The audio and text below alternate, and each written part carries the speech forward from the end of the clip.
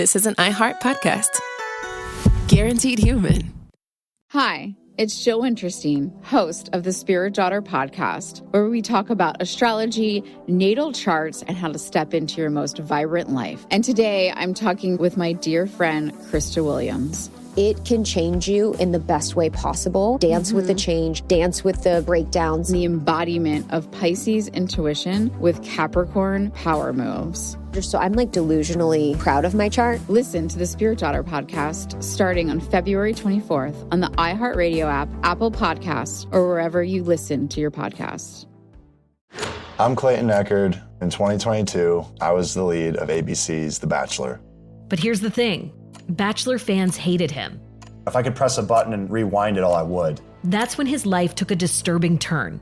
A one-night stand would end in a courtroom. The media is here. This case has gone viral. The dating contract. Agree to date me, but I'm also suing you. This is unlike anything I've ever seen before. I'm Stephanie Young. Listen to Love Trapped on the iHeartRadio app, Apple Podcasts, or wherever you get your podcasts.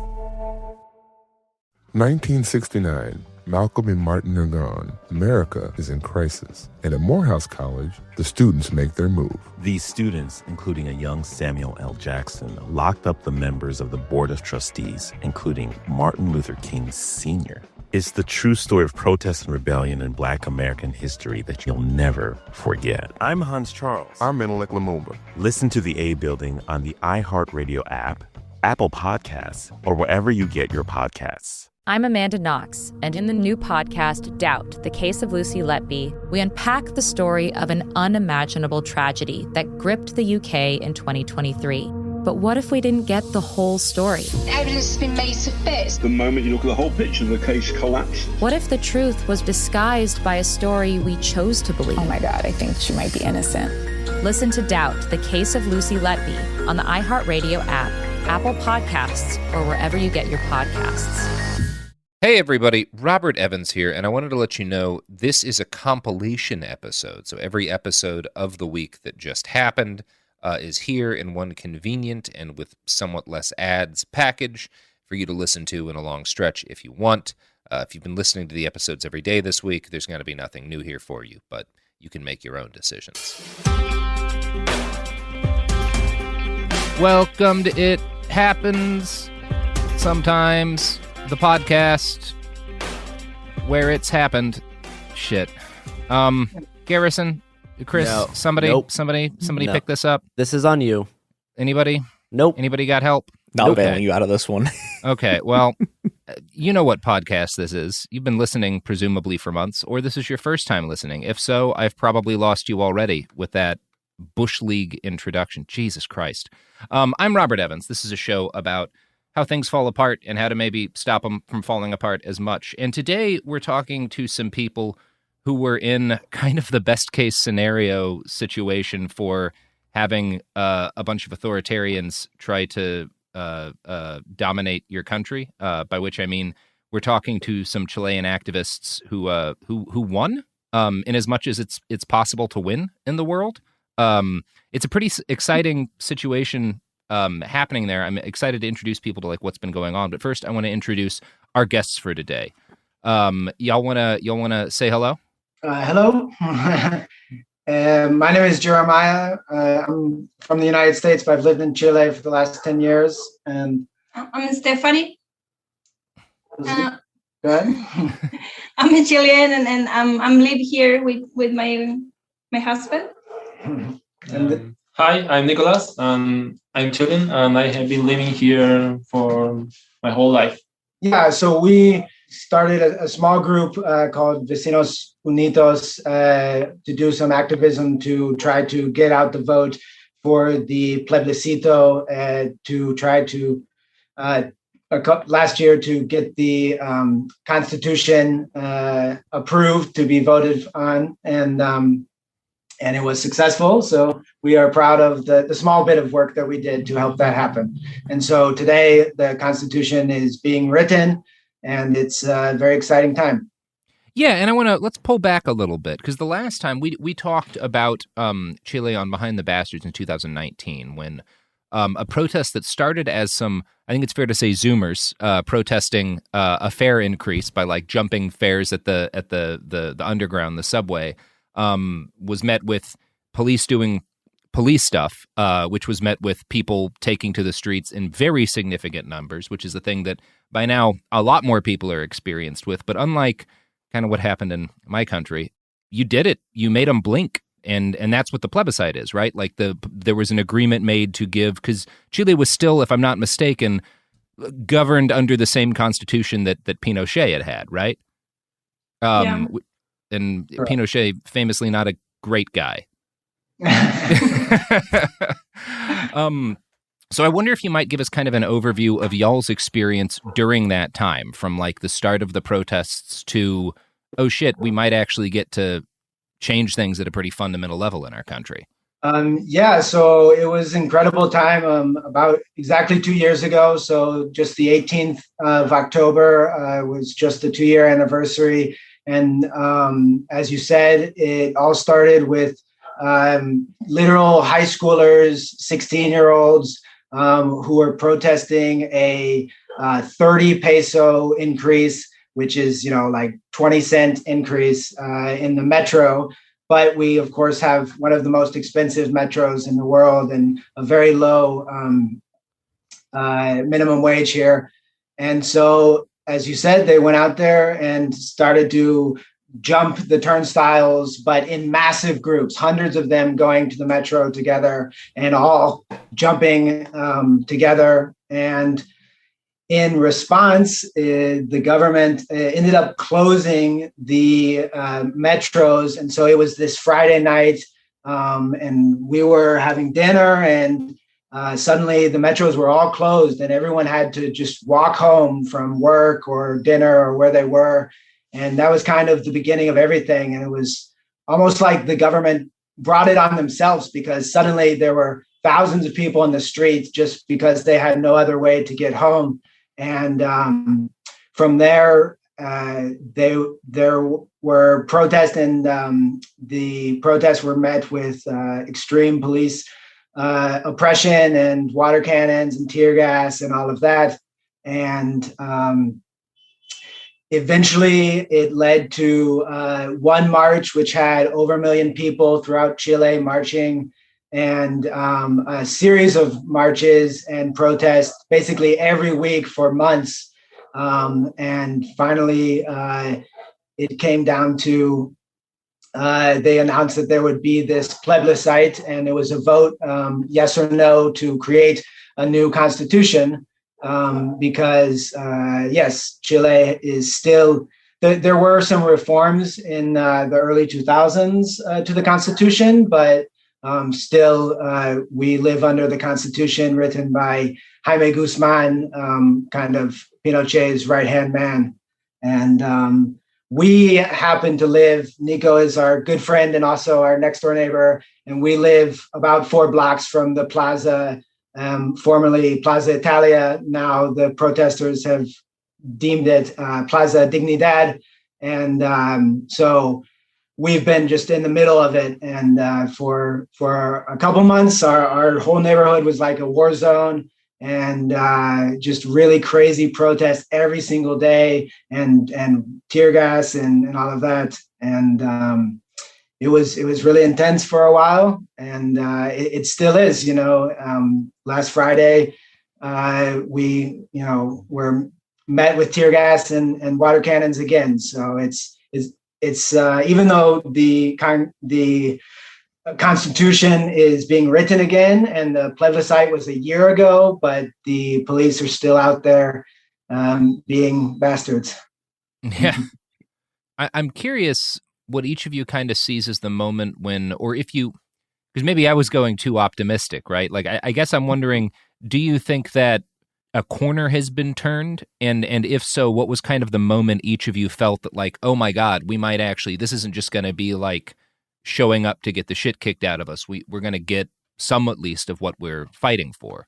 What do you think, Nico? Yeah, I think that like that particular moment was when we finally went to the elections, or what you call the referendum, for for this new constitution, and we were kind of skeptic about the percentage of people who approved this new constitution, because a few months ago or a few weeks before this referendum, we had like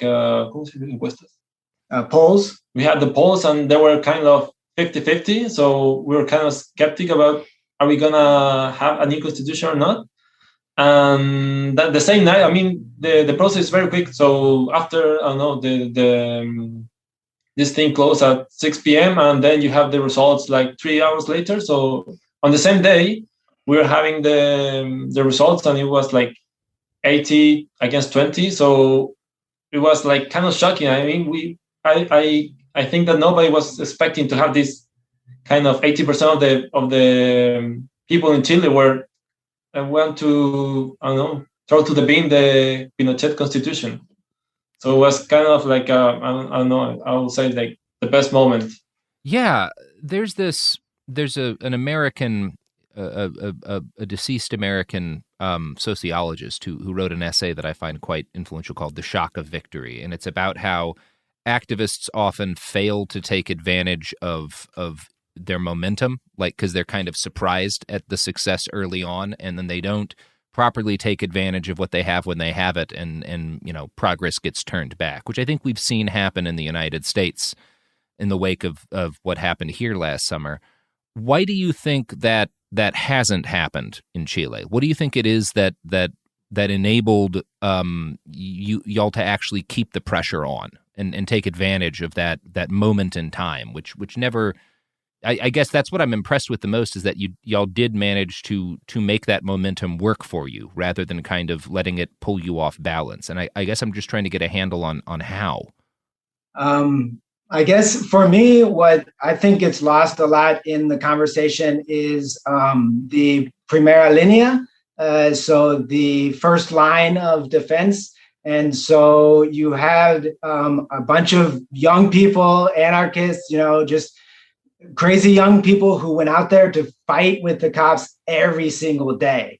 And it was really impressive. And a lot of times we, I don't know, I feel like they don't get the credit they deserve because, you know, they're the delinquents, and that, you know, we talk a lot about the big marches when there was 1 million people in the street. And obviously, like Nico said, winning the vote by 79% showed that it was something that everyone in Chile wanted, but it never would have happened if it weren't for this small group of fighters who were there every single day, facing tear gas and water cannons and police beating them up with you know, throwing rocks and stuff like that. So I think that's the main thing. It wasn't like once a month or even once a week. It was every single day, and they were there on the front line, and none of this would be possible without them. That's fascinating to me because obviously things like that, groups like that existed here, like in Portland, went every night for not as long, but for not an insignificant amount of time. And it was a lot of these kind of young anarchist frontliners who were willing to go toe with the cops every night. But you didn't have that kind of larger, more moderate populace backing them up. And I guess one of the things I'm curious about is what was kind of you mentioned you don't think they get the credit they deserve. Was there a broad attitude that, like, these people are the ones going face to face with the cops so that those of us, you know, people who are older, people who aren't in as good a shape, people who can't physically take as much abuse can still show up? Or was it, I'm kind of curious how those people represented what they were doing and how it was seen by most of kind of the more moderate people who still supported change around you, because that dynamic exists in any mass protest movement, and it worked where you are, and I'm trying to get a handle on maybe how it was different than what I saw in Portland. So now a lot of them are in jail, and or without one eye. So it's really terrible because we have all these new beautiful process, but we are without really a complete democracy with liberty for this guy, or democracy for all this person that lose eyes or como resultaron como heridos. Yeah, and everyone that was injured. So yeah, a lot of protests nowadays. Actually, I think today, right now, there's a protest going on to free the political prisoners. But yeah, I mean, I think there, even among, obviously 80% of the country voted for the new constitution. So there's a lot of different points of view there. But yeah, there was division even among the left. A lot of people said, this is not the way to protest, and we should not be violent and, burning things. And but there was a lot. I mean, you saw a lot of the opposite, where people were saying, just as you said, like, those out there on the front line are the reason that the older people and others can come out and feel safer to protest, because the Primera Línea is kind of taking the brunt of the violence from the police. And that allows the older people and those who are less confrontational to be out there and protest. So for me, some of the most inspiring signs I remember seeing are like folks that are 80 years old and they have signs that say, gracias a la Primera Línea, like, thank you to the frontliners who are taking that violence so that they are able, the others, to protest in a more peaceful way. That's such a fascinating situation to me, that you've got these more radical frontliners who were, as you say, critical in allowing this really groundbreaking change to occur in your society. But at the same time, things haven't changed enough that, number one, the cops who beat the shit out of them, I'm guessing, are still largely employed. And a bunch of them are in jail. Do you have much hope that at the very least there will be something to, like, get these people out? Or is that maybe a bridge? I don't know. I don't know your country, obviously, as well as you do. I'm curious, like, do you feel like there's much hope in pushing for that? Because it seems like, those people need to be free. Yeah, I mean, most of these guys who are in prison, they have spent 12 months in prison without any evidence. So yeah, it's only the word of the cops against them. So after 13 months, 14 months, they will finally get released because they have no evidence. Or they may find that the police, they made up all the evidence. So they finally go out. But I mean, you spend almost a year in prison. That's, me, it's clearly political. I mean, you're a political prisoner. They got you in prison with no evidence, without any proper process. They keep you in prison for a year, and who's gonna pay for that? I mean, you lost a year. Yeah. We're talking so far about the sacrifices made here. What do you think with this new constitution, you and your fellow Chileans, what are you going to get? Like, what are the changes that seem to be most concrete, and the ones that you think are most important? I think already it's been groundbreaking. I believe it's the only constitution ever to be written by a plurality of women, and also to have a representation from the indigenous peoples. And so it's already been very inspiring and groundbreaking. The president of the Constitutional Convention is a very inspiring Mapuche leader, woman. And the good thing is that the right,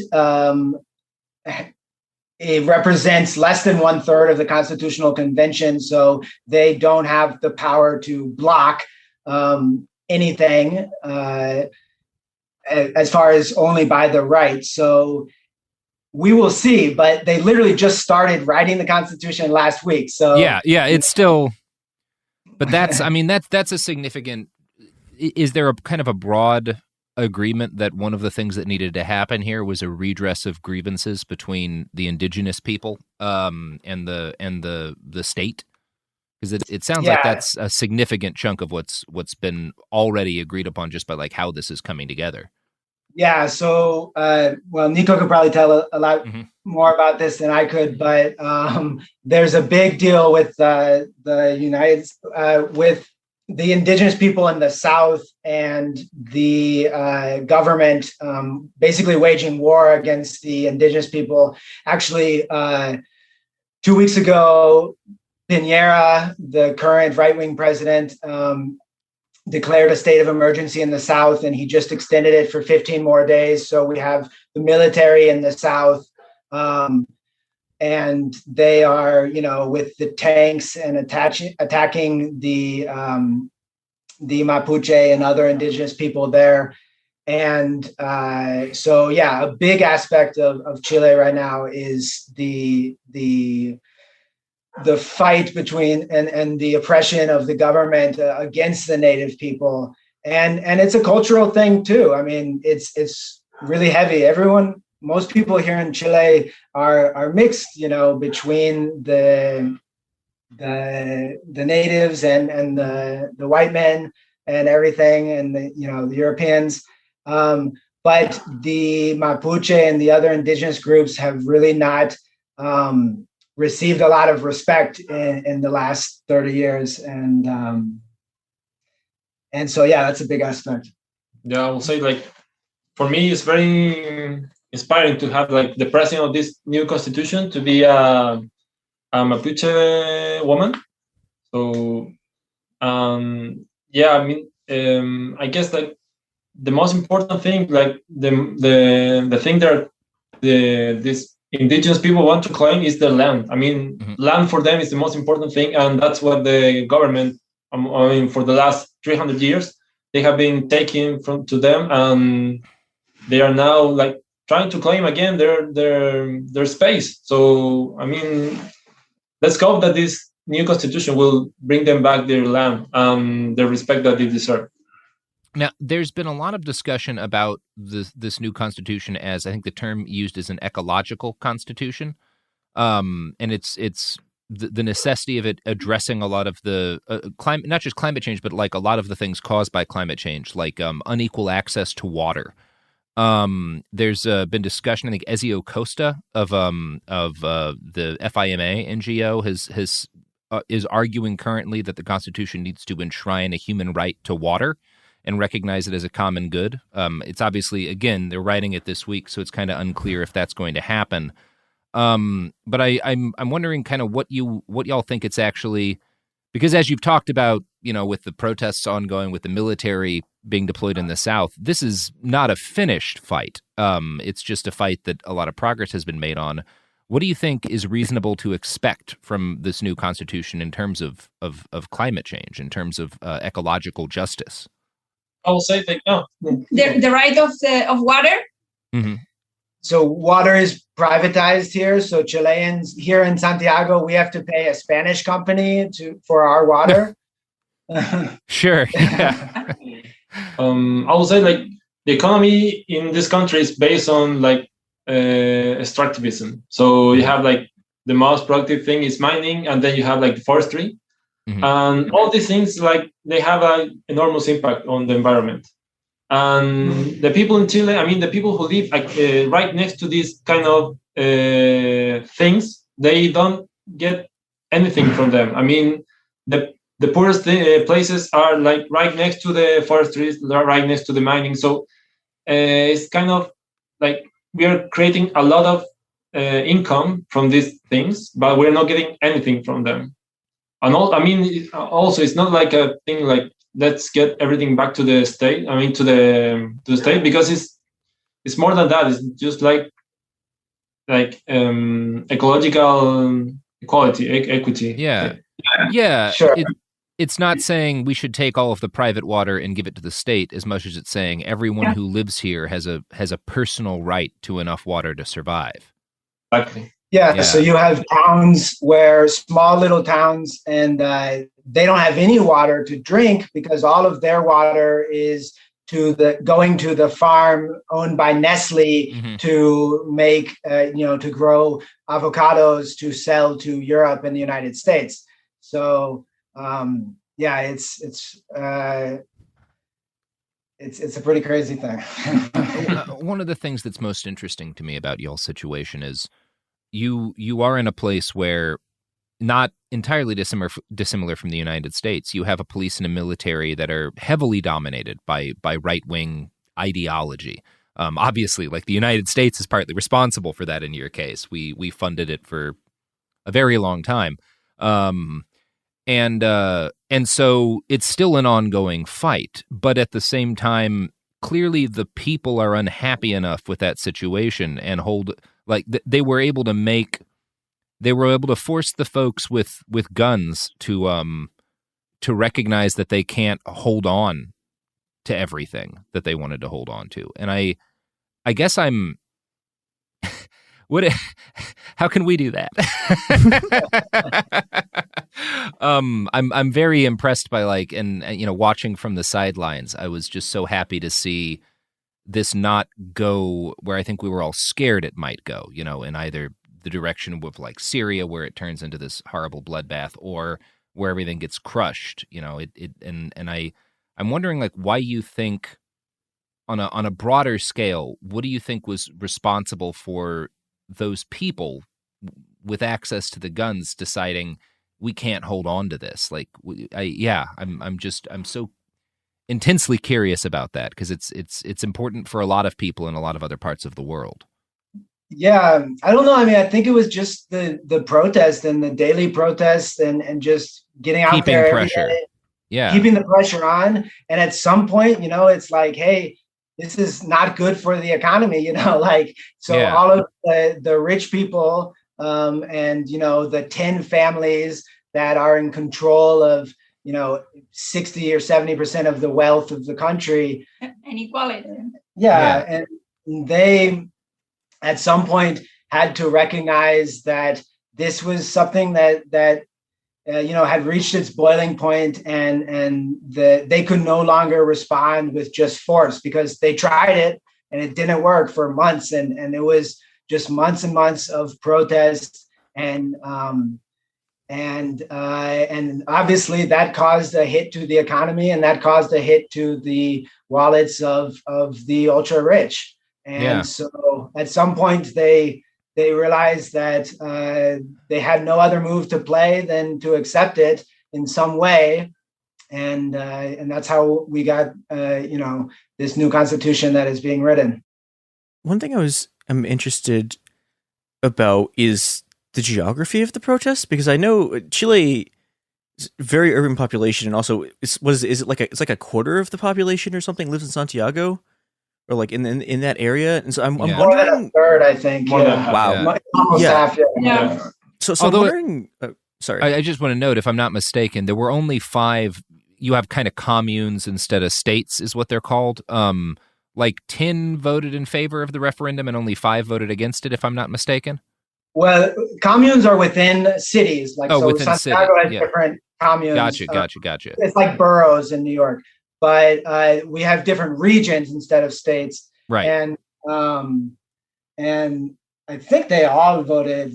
Yeah, there might be 7 who voted. But what you might be thinking of, Robert, you might be thinking of communes in Santiago, where Santiago is very. So it's all on the Rio Mapocho, the river which goes east to west across the city, and basically you have this very rich part on the east and up into the hills, and then it gets poorer and poorer as you go to the west. And for the vote for the Constitution, it was everyone voted for the Constitution except for these communes, these ultra rich in the east. Yeah. Oh wow, amazing. Okay. So something I was also curious about this was, so when the protests were going on, because Chile's had huge protests before. I mean, even the last sort of decade. What I was interested also with this time is what do you think is different about this than say 2011 or 2013, and then B, in terms of the geographic breakdown of where people are and where they're going, is it that So you have this class divide in the city. Were the working class districts like were people staying there in those districts, or were they like moving from those places like to protest inside of the richer urban areas?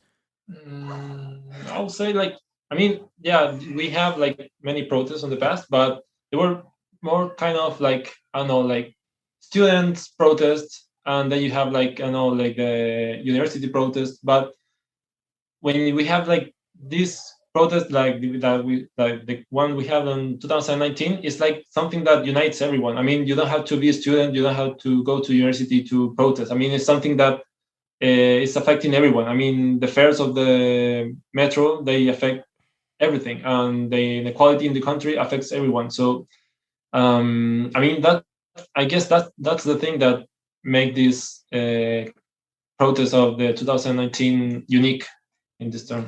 Yeah, and I think it was actually a problem when all the protests were happening. A lot of people were saying, we can't keep going to the plaza. The cops are just going to wait for us in the plaza, and, it's going to be a shit show, and we need to, protest all over.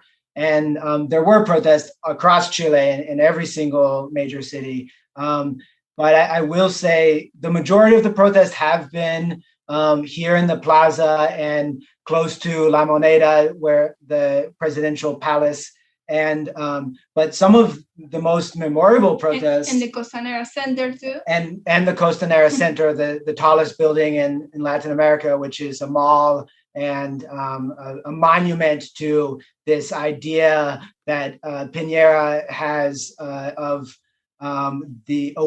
Chile being an oasis in South America. Like, we're not like other countries. We're like the United States. We're this capitalist oasis, and skyscrapers. Exactly. But yeah. So some of the most memorable protests, they weren't super common, but were exactly that, where the people said, you know what, we're not going to the plaza. We're going to Costanera Center, or we're going to Vitacura. We're going to where the millionaires live, where they work. And those were really powerful. And so that's when you started to see like all of those banks and malls and just blocks and blocks of what the rich folk like to call Sanhattan, Santiago, Manhattan, the skyscraper part of the city, and it was just all boarded up, because there were definitely a couple weeks where the protest went that way, and yeah, it was inspiring. What I keep coming back to when I look about like why it worked, it wasn't because the frontliners just kept the pressure up, because the frontliners did in a lot of places. Here, the frontliners stayed out well after everyone else stopped coming out.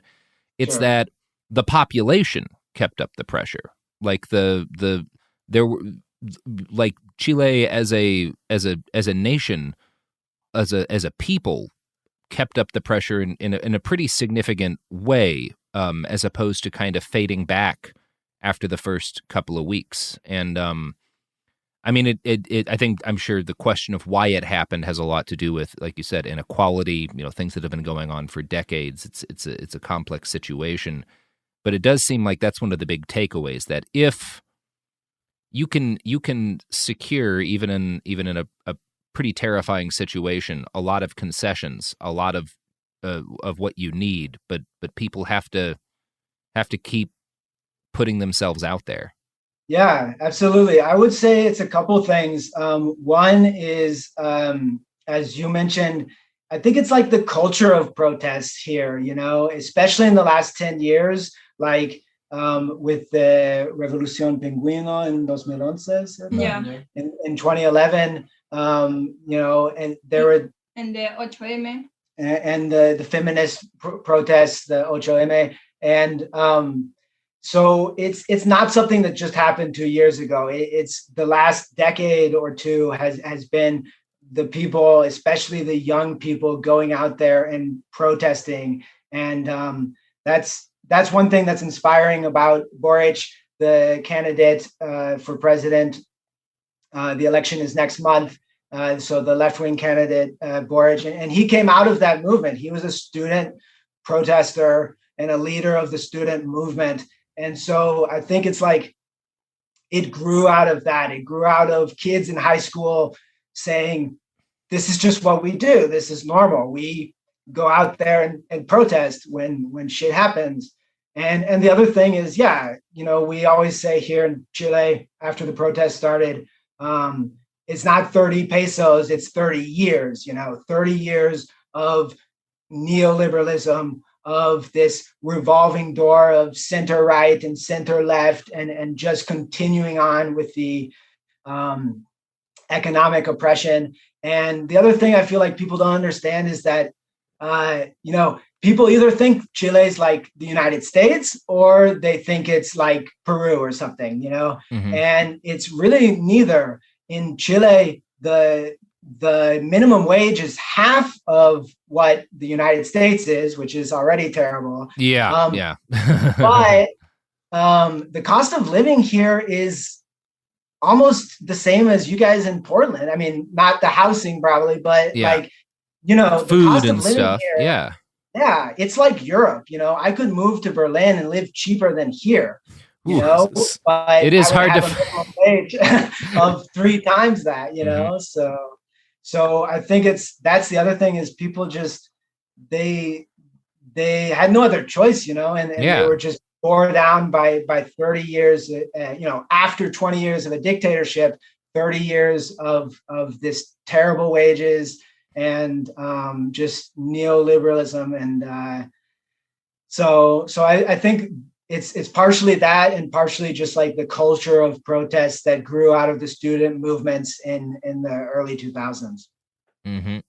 Yeah, there was one thing I was also interested about that I don't remember seeing much of at the time. Was what was Chilean organized labor doing during this?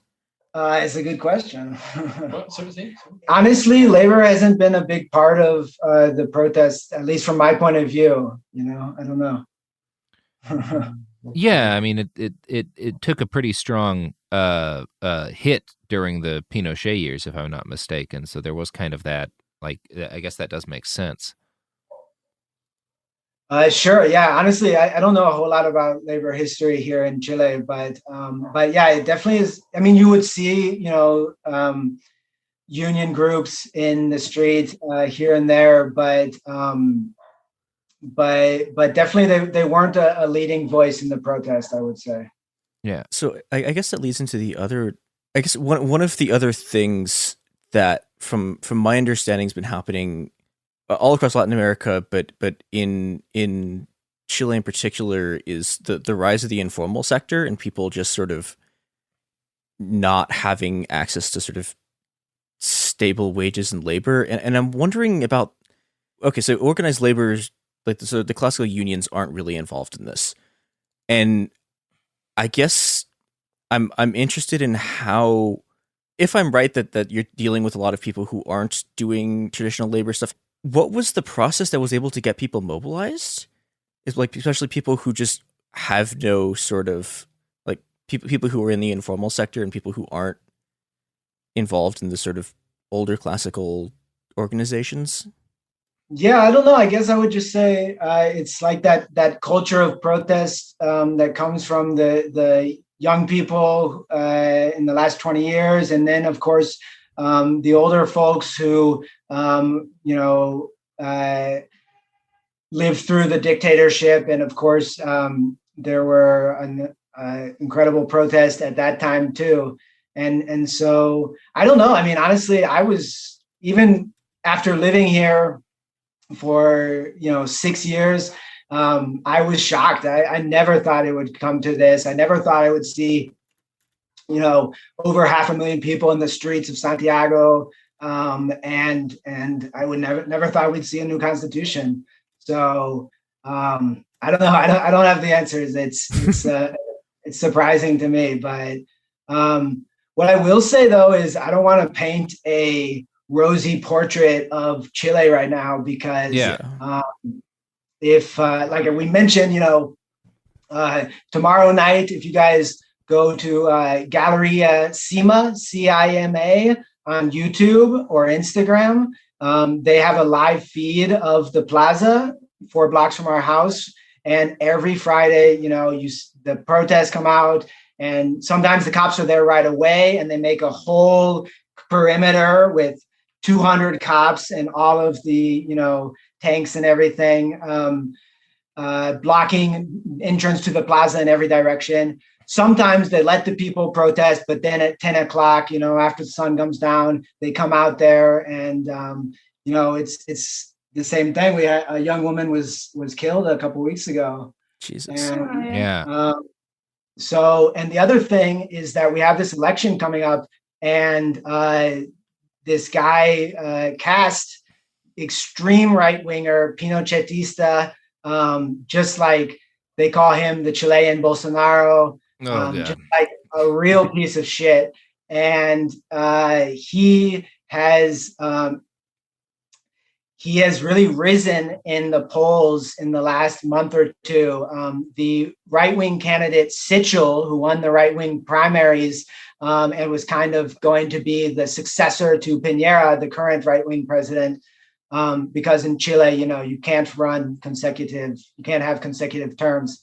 But Sichel just kind of was not a great candidate and kind of blew it, and he went down, and now Cast is going up, and it's really scary to think about Cast getting into the second round, where it will probably be him versus Boric, and so even though the Constitution was approved by 79% of the country, it's very possible that this election is going to come down to a runoff between a, moderate socialist like Boric, not the most extreme leftist, in fact, known as Amarillo, very yellow-bellied here in Chile. That's his nickname. But it will probably, right now, it's looking like it's going to come down to him and Cast, who is like almost a return to the dictatorship. So yeah, it's pretty scary. Jeez. So it's just this, there's just so much fighting to do. Never ends. There's just so much fighting to do. Do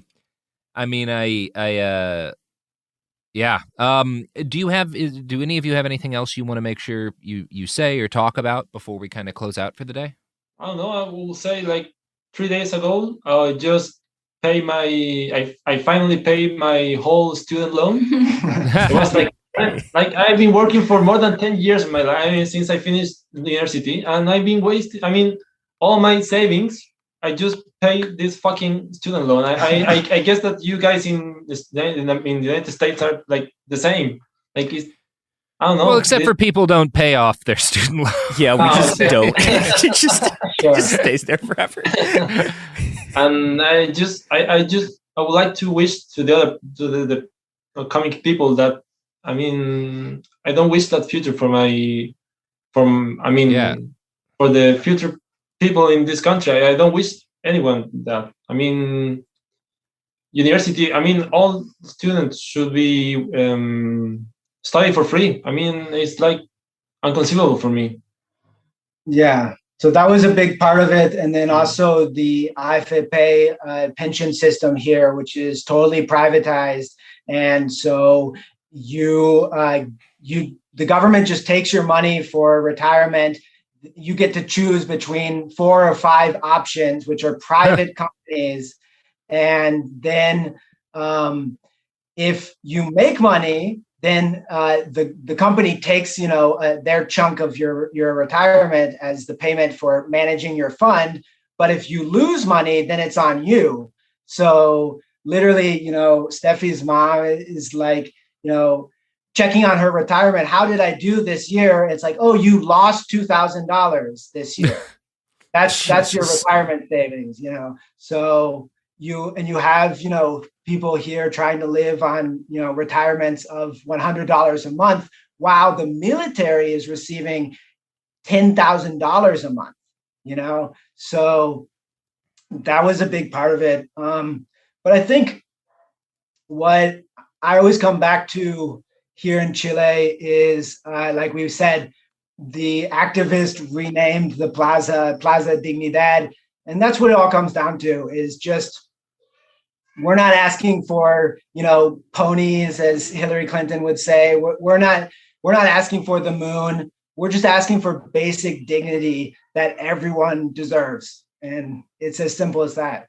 So we just have to cross our fingers and hope that we've done enough that at a minimum, people can live and retire with some dignity. That's all. Yeah. And that enough ecological justice can be gained that people can survive what's coming. Exactly. Which it's nice to see, at the very least, that's a central topic of discussion.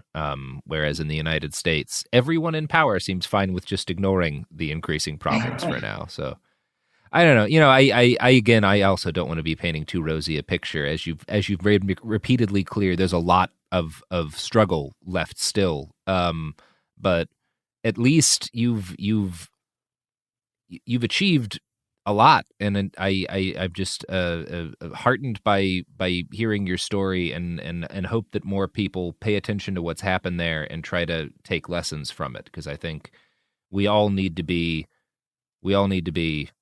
gearing up, as I'm sure y'all will continue to do. Anything else before we close out? No, that's it. I mean, I completely agree. I think that just like the message is that, like, better things are possible. Like real change can happen. Like this started 2 years ago with high schoolers protesting, and now we're going to have a vote on a new constitution, and it's going to be an ecological constitution, a plurinational national constitution, with respect for the indigenous people.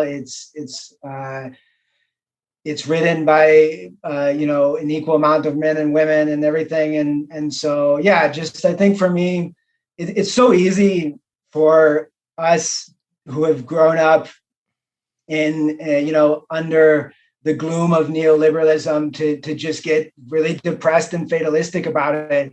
And so for me, I feel the same way. Like it's just such an inspiration, the Chilean and especially the Chilean youth. It's just an inspiration and proof that change can happen. But it's not just voting. And, like Chileans have elected socialists. The former president was a socialist, but it was just the same neoliberalism bullshit. So I think, voting is great, but like that's just not enough. And so you have to, get out in the streets and try to organize and make real change in other ways as well. All right. Yeah. I agree entirely. Thank you all for coming on. I couldn't appreciate it more, and I hope you have a lovely rest of your day and a lovely continuing to stick it to the sons of bitches.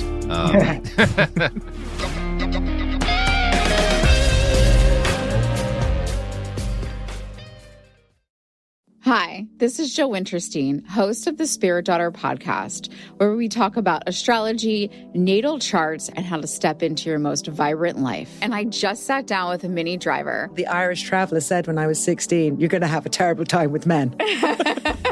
Actor, storyteller, and unapologetic Aquarian visionary. Aquarius is all about freedom-loving and different perspectives, and I find a lot of people with strong placements in Aquarius are misunderstood. A Sun and Venus in Aquarius in her 7th house spark her unconventional approach to partnership. He really has taught me to embrace people sleeping in different rooms, on different houses, in different places, but just an embracing of the isness of it all. If you're navigating your own transformation or just want a chart-side view into how a leading artist integrates astrology, creativity, and real life, this episode is a must listen. Listen to the Spirit Daughter podcast starting on February 24th on the iHeartRadio app, Apple Podcasts, or wherever you listen to your podcasts. I'm Clayton Echard, and in 2022, I was the lead of ABC's The Bachelor. Unfortunately, it didn't go according to plan. He became the first Bachelor to ever have his final rose rejected. The internet turned on him. If I could press a button and rewind it all, I would. But what happened to Clayton after the show made even bigger headlines. It began as a one-night stand and ended in a courtroom, with Clayton at the center of a very strange paternity scandal. The media is here. This case has gone viral. The dating contract. Agree to date me, but I'm also suing you. Police search warrant. This is unlike anything I've ever seen before. I'm Stephanie Young. This is Love Trapped. This season, an epic battle of he said, she said, and the search for accountability in a sea of lies. I have done nothing except get pregnant by the Bachelor! Listen to Love Trapped on the iHeartRadio app, Apple Podcasts, or wherever you get your podcasts. 1969. Malcolm and Martin are gone. America is in crisis. And at Morehouse College, the students make their move. These students, including a young Samuel L. Jackson, locked up the members of the Board of Trustees, including Martin Luther King Sr. It's the true story of protest and rebellion in Black American history that you'll never forget. I'm Hans Charles. I'm Menelik Lumumba. Listen to The A Building on the iHeartRadio app, Apple Podcasts, or wherever you get your podcasts. China's Ministry of State Security is one of the most mysterious and powerful spy agencies in the world. But in 2017, the FBI got inside. This is Special Agent Regal, Special Agent Bradley Hall.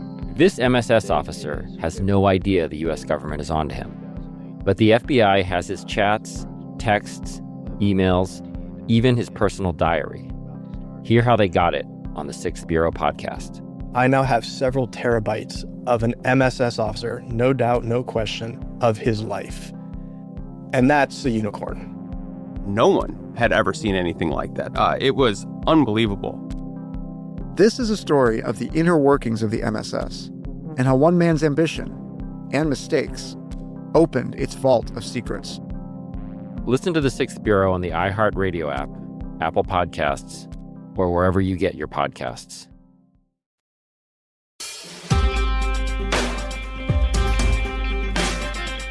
Welcome back to It Could Happen Here, the show that is only introduced competently when either someone besides me is the one hosting the episode, or when I have a guest that I feel embarrassed about being incompetent in front of, and this is the latter case, because today I'm talking with my friend and admired colleague Molly Conger. Molly, welcome to the show. Thanks for having me. I got to do that like a professional. Welcome to the show. That's like an NPR shit, right? I know. People have been saying on the Twitch stream that I have a very soothing NPR-style voice. You do. You would be great. I would love to hear you talking in NPR about how it's rad that those people broke the windows on those police cars or whatever. No, I can't be allowed in respectable spaces. I can't be allowed there. They let me talk on a panel at Harvard one time and I accidentally said fuck in front of a bunch of people. I mean, I assume Harvard students know a fuck word or two. They know that one. Speaking of fuck words, there's a couple of fuck words who are under trial right now for inciting mass violence that led to human death and suffering. You wanna give us the overview? We're talking today about, the Unite the Right rally in Charlottesville in 2017 that led to 3 deaths. One as the result of direct violence. Heather Heyer, who was murdered by the fascist James Field, currently in prison for forever. Forever. That, his trial concluded a while ago. But there has been churning through the legal system a trial against Richard Spencer, Jason Kessler, who was the main organizer, Cantwell. There's other plaintiffs, right? Oh, goodness gracious! Yeah, a lot of fascists about all of the things that they did. The fact that they clearly intended this to be a violent riot, assault, whatever. Like they wanted to have it be a fucking lynching, essentially. And there's a lot of evidence, including things they said to each other about building armies to murder people. Anyway, Molly, you want to take it from here? I think I've introduced the situation. There's a trial going on. You have been listening to every day of it and covering it on Twitch very ably. And so I just kind of wanted to catch up with you. You also wrote an article in Slate with our friend Emily Gorczynski about what's like largely the jury selection of the trial. So I was wondering if you could just kind of give us an overview of what's happened so far, of your thoughts on it. And yeah, that seems good. Yeah, so there's just right at the outset, this is a civil trial, right? This is not a criminal trial. No one's going to jail at the end of this. Some of them are already in jail. We call it. Yeah. What's that? The Hoosgow. We call it the Hoosgow on the show. That's the proper term. Hoosgow. Yeah. Okay. Yeah. Some of them are already in jail. Obviously, like you said, James Fields is serving 29 life sentences. That's a lot of life. That's a lot of life. So he was charged in Virginia State Court by the Commonwealth of Virginia. He was convicted at trial of first-degree murder and several counts of aggravated malicious wounding. So that trial happened in 2018. He actually went to trial for that. But then he pleaded guilty in federal court. So he was charged in two separate courts for the same underlying events. And in federal court, he pleaded guilty to 29 federal hate crimes. He pleaded guilty to hate crimes. So there's no debate about whether these were hate crimes, right? Yeah. And he pleaded guilty to avoid the death penalty because a hate crime murder is a capital crime. So in this lawsuit, right, this civil lawsuit against Deep Breath, Jason Kessler, Richard Spencer, Christopher Campbell, James Alex Field, Vanguard America, Andrew Anglin, Moonbase Holdings, Robert Asmodor Ray, Nathan D'Amico, Elliot Klein, Identity Europa, Matthew Parrott, Matthew Heimbach, Traditionalist Worker Party, Michael Hill, Michael Tubbs, League of the South, Jeff Scoop, National Socialist Movement, Nationalist Front, Augustus Sol Invictus, Fraternal Order of the Alt Knights, Mike Pinovich, Loyal White Knights of the KKK, East Coast Knights of the KKK, East Coast Knights of the True Invisible Empire. Several of those parties have been dismissed from the suit. That's a lot. It's a lot of bad guys, right? Mm-hmm. Several of those parties have been dismissed from the suit. Augustus Invictus defaulted. Pinovich got dismissed early on. Does that mean, the fact that he defaulted, does that mean he was like, yes? Right, he offered no defense. Yeah, is that so? That's what that means. Yeah, I mean, he's been dealing with a lot. What with he and he's had some problems. He's been in and out of jail, right? He abducted his wife at gunpoint. Yeah. I think he's out of jail now, but he's had some personal problems. He's had some problems. Issue, yeah. So the underlying claim of the lawsuit is a Section 1985 complaint, a conspiracy to deprive people of civil rights. This is fundamentally, at its core, an anti-Klan statute, right? It was designed to disrupt Klan organizing. And that's kind of what it's being used for here, right? This is not the KKK is a party to the suit. Yeah. So the lawsuit was brought by 9 plaintiffs who were harmed, people who got hurt at the rally. Most of the plaintiffs were physically injured in the car attack, although not all of them. But these are people who are seeking damages, right? Like for all the emotional weight, all the sort of social ramifications, fundamentally this is a case about damages. So the jury is going to say, okay, these people were harmed. Do we believe they were harmed by a conspiracy to commit acts of violence, conspiracy to commit racially motivated acts of violence, right? So all of those elements have to be proved. Did the KKK guys want to do racial violence when they assaulted people? Yeah. Was there a conspiracy? Yeah. Was it motivated by racial animus? And were overt acts of violence committed? And did those acts of violence harm these people in a way that entitles them to damages? That's all the jury has to decide. Right? Should be an open shut case. Not a law knower, but it does seem like kind of an open and shut case.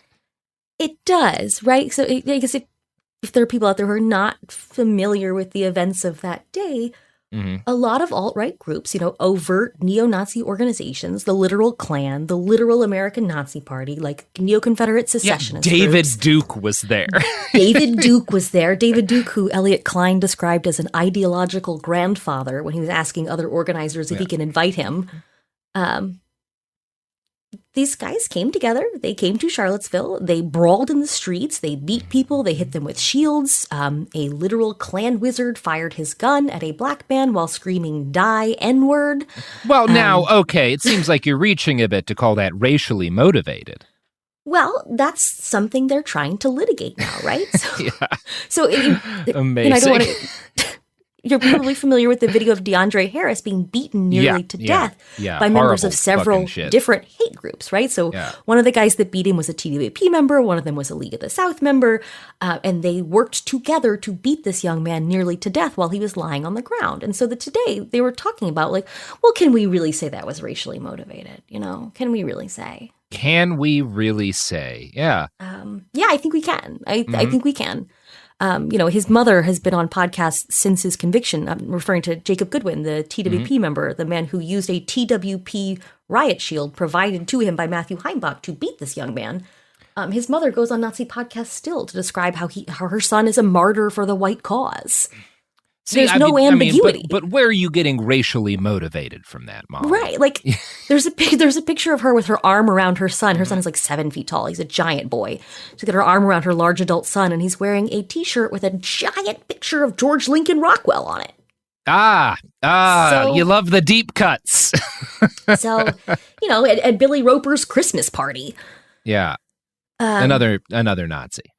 Right. So there's not a lot of ambiguity here for the average person. But so, like you were saying, Emily, and I wrote about jury selection. Jury selection is, court proceedings are, generally speaking, open to the public. Anyone can go to their local courthouse and you can sit through a trial. You can sit through the voir dire process. You can see how a jury gets chosen. Yeah. You can go trial hopping, get wasted, Like, free entertainment. As long as you sit quietly, they can't make you leave. That's right. It's like a library. Sorry. It's very discouraging because the whole point is to pick jurors who've never encountered reality. You pick people who don't have any opinions, right? Because you want them to be able to be impartial. And the best way to make sure your jury is going to be impartial is to pick people who don't have any opinions. And if you don't have any opinions on whether or not it's good for Nazis to beat people in the streets, I would say that in and of itself is an opinion that you already have, right? Mm-hmm. Yeah. The ability to not have an opinion about that. So the jury selection took 3 days because they had to go through this process of speaking to each juror individually. Usually they'll do it in batches where they ask questions of people in batches. But this was so sensitive, they didn't want to taint the jury pool, so they did it one by one. So it took 3 days. And they chose jurors who didn't have opinions about the existence of racism in the United States. Okay, that seems unbiased. Again, it's this thing you keep seeing where it's like, well, we can't let people have a bias, so it has to be people who have never heard of white supremacy, which is like, well, then that's a bias in favor of white supremacy. But of course, that's the default of the system. It's like, that's the tear, right? Like you stick white supremacy on the scale and you tear it, but then you add awareness of white supremacy and suddenly there's weight on it, It's... Sorry, it's very frustrating. Yeah, no, I know it's frustrating. I shouldn't. It was frustrating to sit through listening to them to ask people, because they had to fill out a questionnaire ahead of time, so so they can sort of sift through obvious no's. And one of the questions was, how do you feel about, how concerned are you about these different kinds of prejudice? Prejudice against Black people, prejudice against Hispanic people, prejudice against Jewish people, or prejudice against white people. And a lot of people indicated that they were very concerned about anti-white racism. Oh, good. Right? And a lot of jurors were asked follow-up questions about well, why aren't you more concerned about anti-white racism? Why did you say you don't care about that? Well, because it's not real. Yeah, because I've never seen it in my entire life. But, okay. So, but we seated a jury. We did seat a jury. And there were, there's always concern in a case like this that you just won't be able to get an impartial jury. But it could be worse, right? It could be worse. There is a guy on the jury who said that in high school he was the victim of a racially motivated attack by a Samoan person because they didn't like white people. So, I wonder what that person was doing / saying. Black people who believe that they have a right to exist without being subjected to racism, not impartial, can't be on the jury. But a white guy who says he was the victim of a hate crime because someone didn't like Howleys, jury. He's on the jury. So God. So people talking about I don't like it when folks not from my island come here and fuck shit up and make it expensive. Yeah, that's anti-white racism. He was living in Hawaii. Incredible. Fucking so hell. It could be a worse. It could be a worse jury, but it's not ideal. God, where did we go from there? It's been a little bit of a blur. So Cantwell and Spencer don't have lawyers. Right. Well, yeah. Okay. Right. Because Cantwell is, for people who aren't aware, Cantwell is representing himself. And correct me if I'm wrong here, but he started by acknowledging the old saying that a person who represents themselves has a fool as a lawyer, but then said, but I'm not a fool in this case. Yeah, he said, you may have heard this, mm-hmm. but that's not true here. That's not the case here. Unbelievable. Just incredible. He said, and I didn't even stay in a Holiday Inn Express last night. Oh my God, really? He seriously made a Holiday Inn Express joke while he was on. Oh my God. But the follow-up was, but I did stay in the Central Virginia Regional Jail. Because that is where he's staying. Yeah, right I mean, now, because he's in prison for he was sexually or not for harassing and threatening and blackmailing another Nazi, right? Yeah. He was transported here from the federal prison in Marion, Illinois, where he is a guest until next Christmas. So he had filed motions to exclude the fact that he's currently incarcerated, as is his right? Like if you are a absolutely. I don't think that's bad. In a criminal case or in a civil case, it is your right to have the jury not see you in a jumpsuit, and I respect that. And I think that's good. I think that's important. Absolutely, yeah. So he went to great lengths to make sure that the jury would never see him in cuffs, that the marshals wouldn't bring him in irons, that he would change before the jury arrived at the courthouse. All very reasonable, and no one was going to get to talk about it. Yeah. But he brought it up in his own opening statement. He told them, hey, I'm here from prison. I'm here from prison. By the way, I'm in prison for the other crimes I committed, but they're not related to these crimes. They're not related to these crimes, except to the extent that he's unable to shut the fuck up. He's only in prison because he emailed the FBI a recording of him doing the crime that he's in prison for. He's really a very cunning man. But I think, so as much as those crimes aren't relevant to this case, I think it is very relevant to his trial strategy, right? That he has this belief that all the things he did that were wrong, they were right, actually. He just needs to explain to us why he did them, and then we'll understand, right? He's in prison because he tried to talk his way out of a thing that he did that was wrong by telling everyone that he did do it. Like, yes, I did it because I had to. But you didn't have to make an extortionate threat to rape another man's wife in front of their children. You didn't actually have to do that. Yeah, that's really, I mean, I might argue, and perhaps I'm an extremist, but there's no situation in which you would ever have to do that. Nobody made you email the FBI about how you did that. Mm-hmm. Yeah. But you did. I think the FBI would have told you that was a bad idea. I mean, there's some snarky stuff in some of the affidavits about how, like, he called the Keene Police Department trying to tattletale on other people so often that they were tired of taking his calls. Unbelievable. What an amazing man. Like, he's a piece of shit, but he is legitimately an incredible person.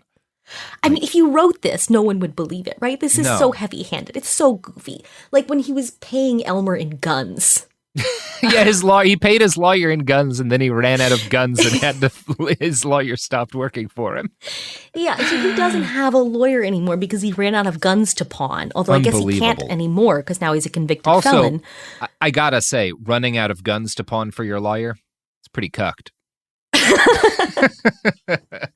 He even had to sell the bucket of loose bullets he used to keep as a prop on his desk.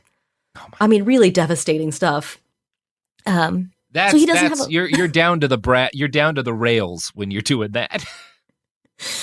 Really the bottom of the barrel. So he's proceeding pro se, which unfortunately for everyone involved, means he gets to talk a lot, which means he gets to cross-examine his own witnesses, right? So the first two witnesses the plaintiffs put on were two of their plaintiffs, right? Two young people who were injured in these events. The first witness they put on, Natalie, was a UVA student who had her skull fractured in the car attack. She had to learn how to walk again. She had to see a neurologist to retrain her eyes to track movement. I mean, she was very badly injured. And so she testified at length about the damage that was done to her, because again, this is a case about damages. So the jury needs to learn, who is this person? What happened to them? What did it cost them physically, mentally, emotionally, financially? Because what they're going to be asked to do is to put a dollar amount on it. So they had to meet her and hear about her injuries, and hear about her motivation for being there. She's a young queer Latina woman. She's the first college student in her family. She's a very impressive young woman, and she was very composed on the stand, as awful as the content was.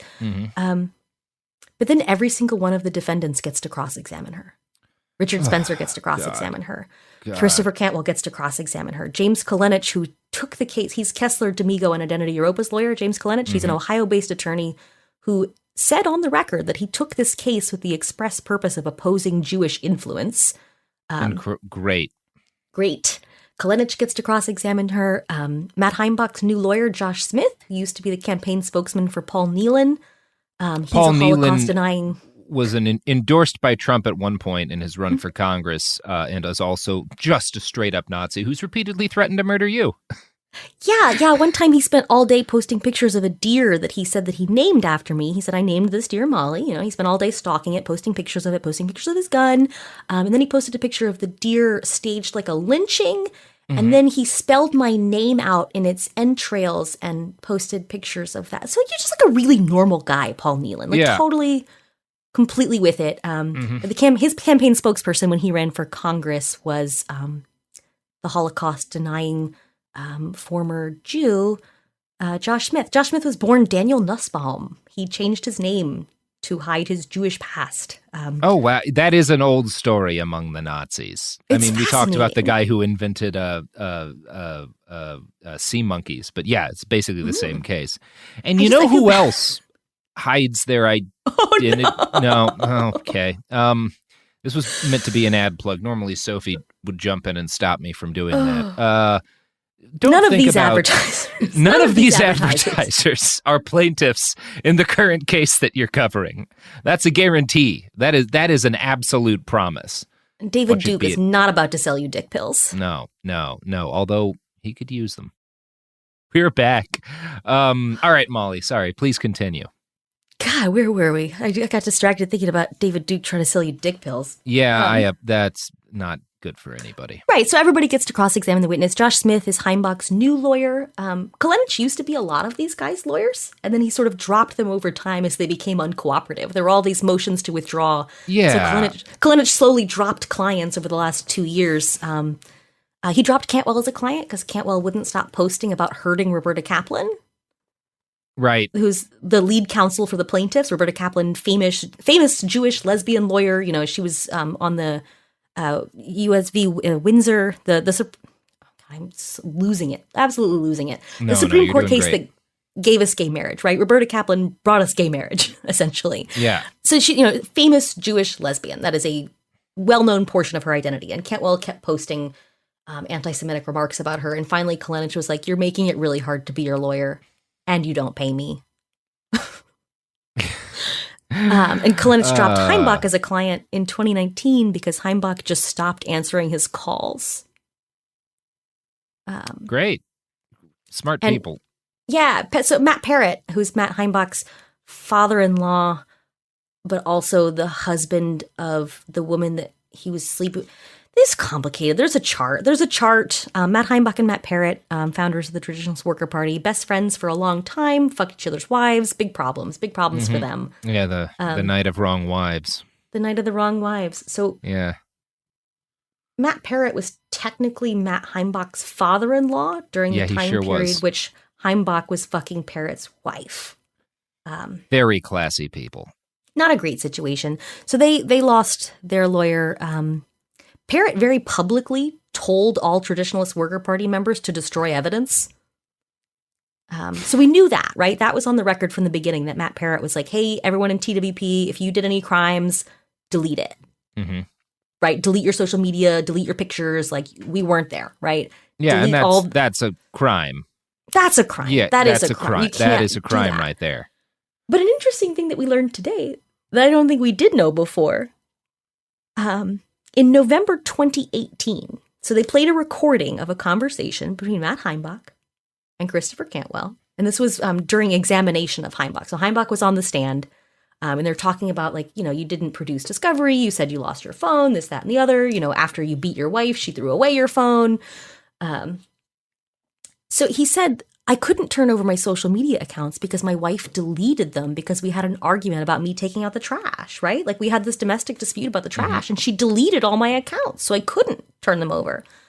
Well, today we found out that he told Cantwell in 2018, so a year after the lawsuit was filed. So when a lawsuit is filed against you, you have a legal obligation to not do things like this. He told Cantwell that after a conversation with his lawyer, on the advice of his lawyer, he deleted those accounts. Oh, great. So there's just a record of him criming. Yeah. That's a crime? Yeah. And it's also a crime for his lawyer to have advised him to do that. Great. Again, there's no direct evidence who told him to do that. but we do have a recording of him saying a lawyer told him to. So that's not great. That's not a good situation. Is he going to get charged with anything for that? I am curious. I'm not a lawyer, just for everyone listening. I'm not a lawyer. I didn't go to law school. I didn't even finish undergrad. I'm not a lawyer. Mm-hmm. But I have listened to a lot of lawyers. But I am curious with what frequency can perjury charges be sought in a civil case, right? Yeah. It's still under oath. Like, it is still perjury. But how common is that to be pursued? Because they're perjuring. Yeah, they're for sure perjuring. They're perjuring. They're just doing the thing the right always does, which is trust that the law will never actually come after them for their many crimes. And there's a good chance they'll be right. God, like Heimbach said, when he was asked, have you ever provided security for Richard Spencer? And he said, no. And it's okay, well, there's like 100 pictures of you doing that at multiple events. They're claiming they don't know each other. Like, here's all these pictures of you guys hanging out. God, where else are we? Yeah, I'm curious. One thing that kind of, especially because of the Rittenhouse thing, and we'll be talking to our mutual lawyer tomorrow about the Rittenhouse thing. Every cool person shares the same lawyer. But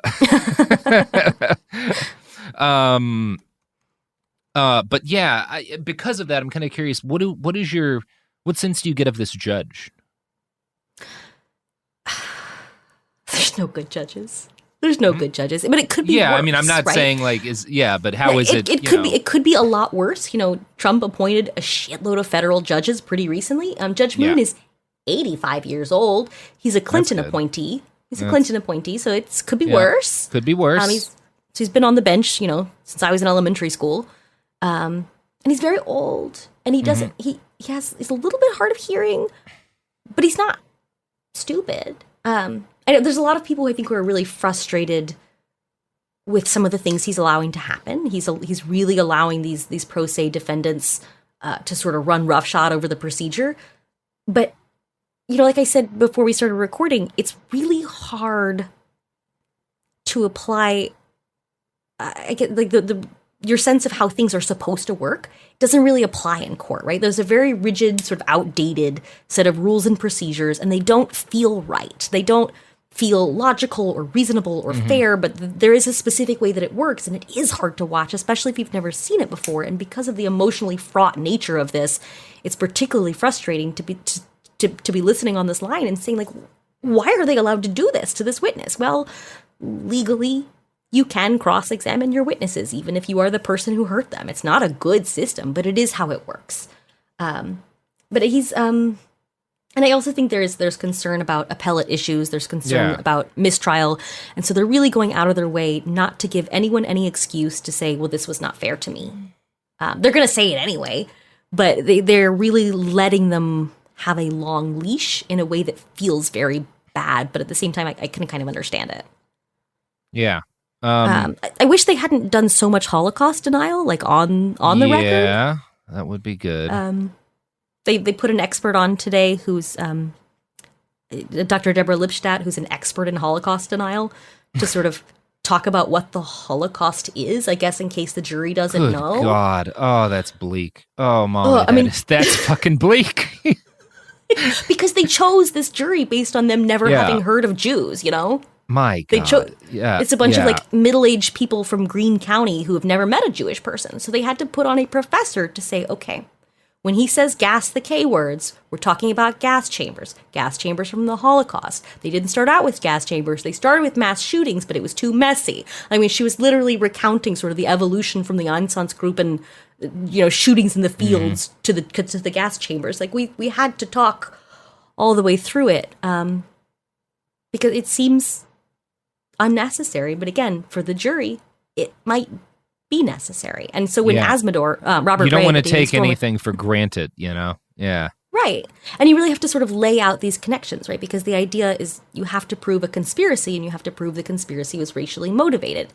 And so when Azzmador is the racist wizard name that Robert Ray uses when he writes for the Daily Stormer, when Azzmador keeps saying, we're going to gas the K words, everyone knows what I mean when I say that, right?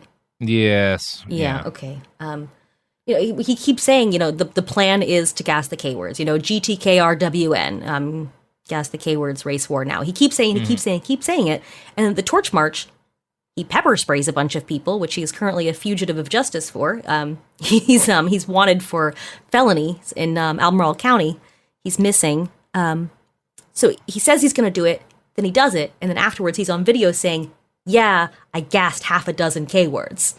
So you can see from A to B to C, and then we have this expert saying, okay, what he's saying is a direct reference to the Holocaust. Yeah. Right? It like you said, it's pretty open and shut. It's pretty straightforward, A to B to C. We have these Discord leaks. If you want to browse them, they're on Unicorn Riot. And almost immediately after the rally, Unicorn Riot had these Discord leaks. The entire server, the Charlottesville 2.0 server, where they planned this out, where they're in the Discord saying, yeah, it's going to be so great. We're going to do so much violence. We're going to hurt people. We're going to bring shields. We're going to bring base. Really explicitly talking about the plan, making jokes about hitting people with cars. Now, the entire Discord will be admitted. It has been authenticated. They received another copy of it via subpoena directly from Discord. It's real. It's evidence, as much as Cantwell doesn't like that. But more than that, we have, some first-person authentication. We heard deposition testimony from Elliot Klein's ex-girlfriend, the woman that he was living with in 2017. So in the summer of 2017, he was living with this woman that he had just met and had entered into a romantic relationship with. She has since left the movement. She has a lot of regret about her involvement in that time period. And, people have a lot of mixed feelings about what it means to leave the movement, what it means to atone. Is it possible to redeem yourself for having been a part of something like that? We don't have to litigate that. No. But we do have to. But yeah. Well, we do have to recognize that her testimony is damning. Yeah. I mean, this is not Elliot Klein putting on a show in public. This is not Elliot Klein posturing for his friends. This is Eli at home in bed with his girlfriend talking about his fantasies of killing all the Jews. And her testimony was pretty harmful. Yeah. You would think. Yeah. It's not great. You have to wonder how the jury is taking this, right? These people who have no concept or context for this, been living and breathing this for years. Yeah. Hours of this woman sort of near tears talking about how her boyfriend said that he was going to put her in a breeding camp once they had the ethno state.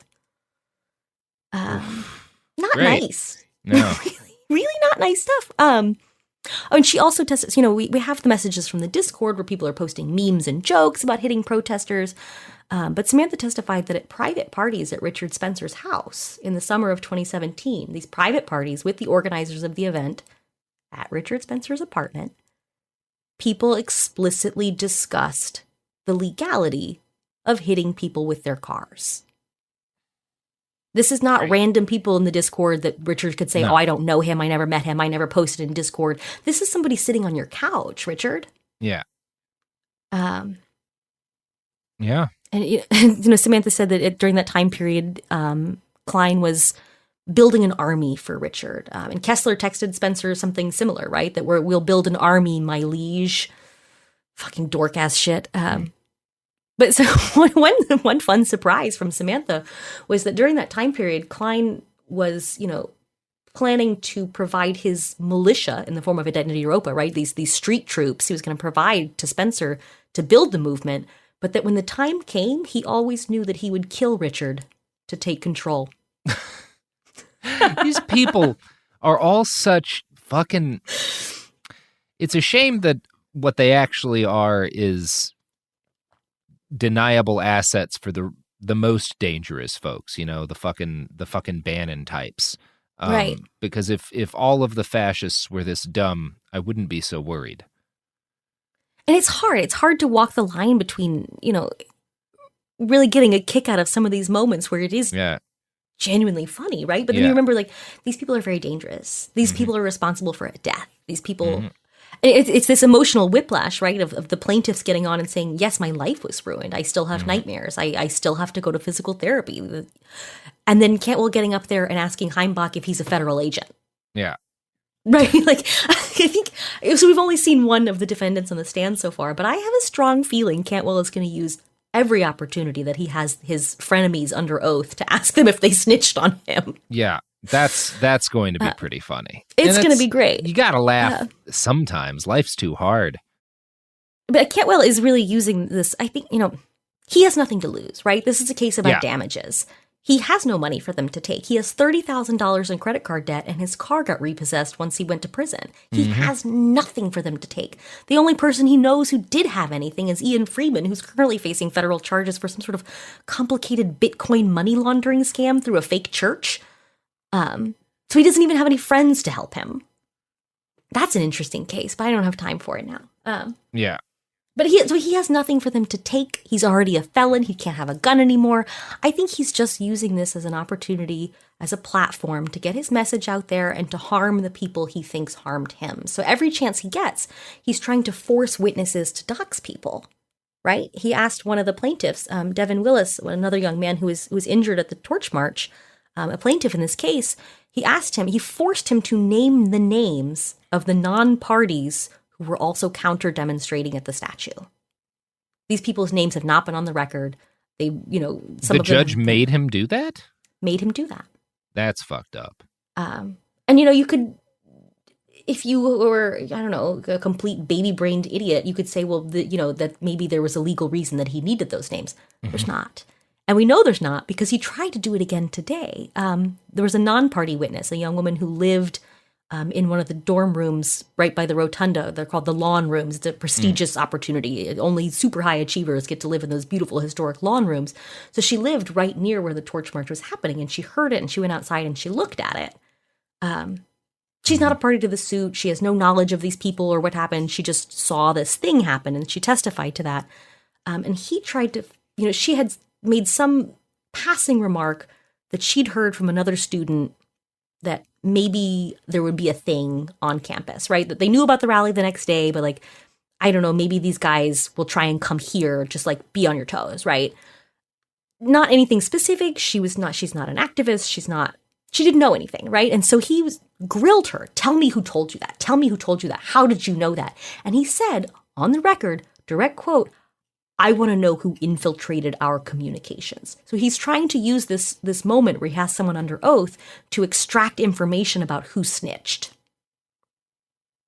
He wants to know who infiltrated their secret communications, which is him admitting there were secret communications that weren't turned over in discovery, which wasn't smart of him to do. But he's using this process to get names of people who he can harass. And we know that's what they're doing because while he was getting these names from that other witness, the names of the people at the statue, Jason Kessler, the lead defendant, right? The defendant whose name is on the lawsuit, the lead organizer of the rally, is posting all this time. He's posting through it. If you had a good lawyer, he would tell you not to post through your own conspiracy trial. So while Cantwell is extracting these names from this poor young man, Kessler's posting them. He's posting their pictures and their legal names and describing their involvement. These people who are not party to this lawsuit. And there's no way to interpret that other than as a vehicle for harassment. Yeah. So I think there will be collateral damage of this lawsuit, but I hope that it does have the intended deterrent effect, right? Sorry, I've been talking at length for a while, but just in summation, I think inside the courtroom, this is a case about damages, right? The judge is very clear that stop talking about broader societal impact. You can't tell the jury about that. That's not relevant to this case. This, legally speaking, is a case about, did this thing happen? Were these people hurt by it? What is the dollar amount of their pain? Legally speaking, that's it.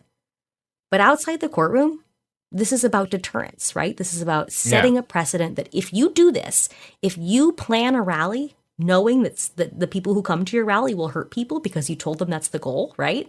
Mm-hmm. Even if you're not the one who swings the stick, even if you're not the one pressing the accelerator, you are responsible and you can be held accountable. Yeah. And that is an important message. Yeah, we will, your life will be ruined if you participate in this shit. Mm-hmm. That even if you don't have anything for us to take, we will put a garnishment on you that will follow you to the fucking grave. Yep. And I think, that's I would agree what I think is important here. Molly, I think that's everything for now. We're still how much longer do we have to go through this? The court whatchamajig. Well, it's scheduled for 4 weeks. It's been 1.5. Mm-hmm. So, and there was some anxiety and hand wringing about how maybe 4 weeks won't cut it. Yeah, Jesus. So well, I'm regretting my decision to actively live tweet. So like I'm transcribing in real time for 8 hours a day. Everything that happens. Oh, your fingers. Are you using a laptop or are you doing it on a phone? I'm doing it on a laptop, thank God. So because of COVID, no one can go into the courthouse because there's so many parties in this case and there's the plague, and no one can go into the courthouse except for there's a press room where 15 people who got pre-approved by a federal court can go and sit and look at a monitor. But I'm sitting at home. I'm comfy at home. Good. So I'm using my Thank computer. God. Okay. Thank God. Yeah, that would be a And I was disappointed. I kind of wanted to see. I love the courtroom ambiance. But I'll be honest, I'm way less worried. Yeah. I'm way less worried about getting stabbed here at home. That is true. That is true. People are less likely to get stabbed at home, or more likely, one of the two. I don't know. Tell us in the comments where you think people are most likely to get stabbed. Molly, thank you so much. Thank you both for what you're doing and for coming on the show. Is there anywhere the listeners can find / support you? Would you like people to mail you knives? What? Oh, mail me knives. Yeah, but not as a threat, like as a fun thing. Fun knives for fun. I did get a large machete in the mail the other day, and before I saw the little gift note, I was confused. Oh, good. Okay, I'm glad you're getting gift machetes. Yeah. My friend Shep is a sheep farmer in North Carolina. Sent me a large blade. Thanks, Shep. Good. No, but so if you're interested in reading moment by moment live transcription of people screaming Holocaust denial at a federal judge, you can check me out on Twitter. That's @socialistdogmom. That's what happens when you make a little joke with your friends when you have 5 followers, and then you end up using it professionally. Yeah, That's then you become national news repeatedly. I know. Then people are posting your mugshot, making fun of your username. I know. Your bullshit mugshot. Although you look great, but I look fine. It's bullshit. Nobody looks good after they get left in a hot van like a dog. Yeah, but that's true. Well, Molly, that's going to be the end of the episode. So it is. Why don't we sing a song and roll out? Hopefully not the song that Heimbach included in his Christmas letter to James Fields in prison. Oh, God, that must have been really special. Geez, I'll have to look that up. I did come across in my my browsing through Fascist Telegram the other week an entire album, dozens of songs that were all Nazi covers of Blink-182's entire discography. Everything. And they called it Blink 1488. Like, of course they did. Of course they did. It was. I don't even know. Like I don't even know like how to talk about that. It was just a thing that I found. Do you know Hampton Stahl, the guy who studies militia stuff? Oh yeah. He's got a particular fascination with white power rap.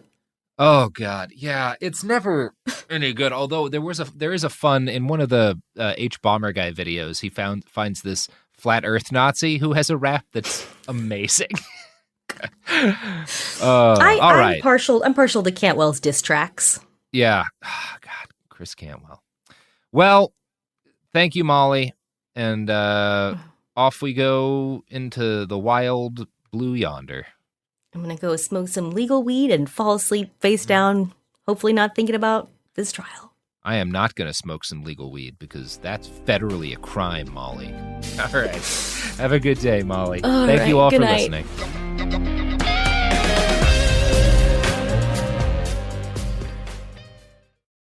Hi, this is Jo Winterstein, host of the Spirit Daughter podcast, where we talk about astrology, natal charts, and how to step into your most vibrant life. And I just sat down with a Minnie Driver. The Irish traveler said when I was 16, you're going to have a terrible time with men.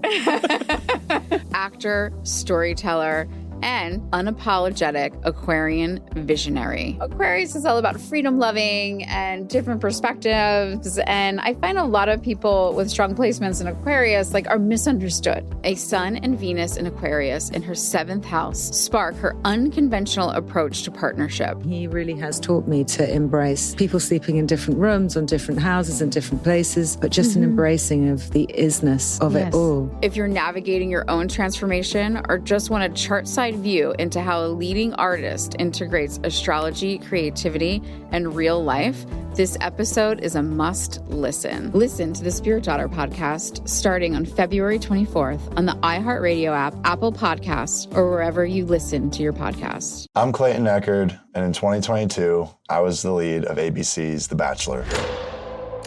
Unfortunately, it didn't go according to plan. He became the first bachelor to ever have his final rose rejected. The internet turned on him. If I could press a button and rewind it all, I would.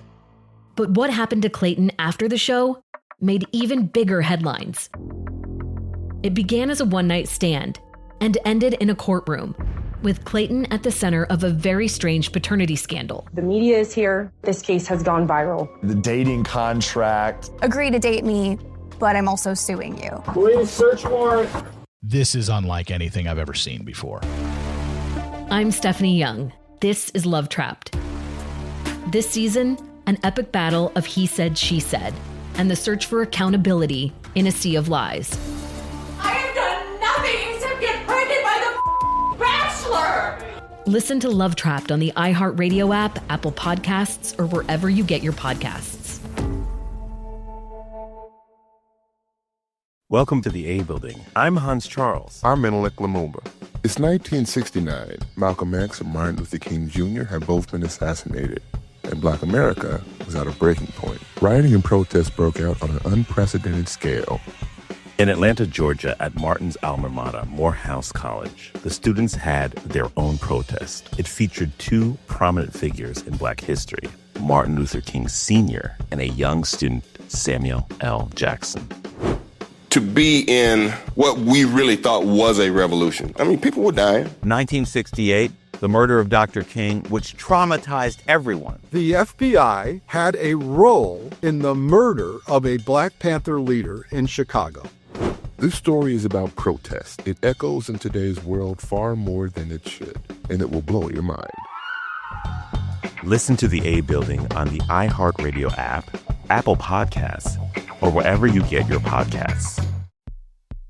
China's Ministry of State Security is one of the most mysterious and powerful spy agencies in the world. But in 2017, the FBI got inside. This is Special Agent Regal, Special Agent Bradley Hall. This MSS officer has no idea the U.S. government is onto him. But the FBI has his chats, texts, emails, even his personal diary. Hear how they got it on the Sixth Bureau podcast. I now have several terabytes of an MSS officer, no doubt, no question, of his life. And that's a unicorn. No one had ever seen anything like that. It was unbelievable. This is a story of the inner workings of the MSS and how one man's ambition and mistakes opened its vault of secrets. Listen to the Sixth Bureau on the iHeartRadio app, Apple Podcasts, or wherever you get your podcasts.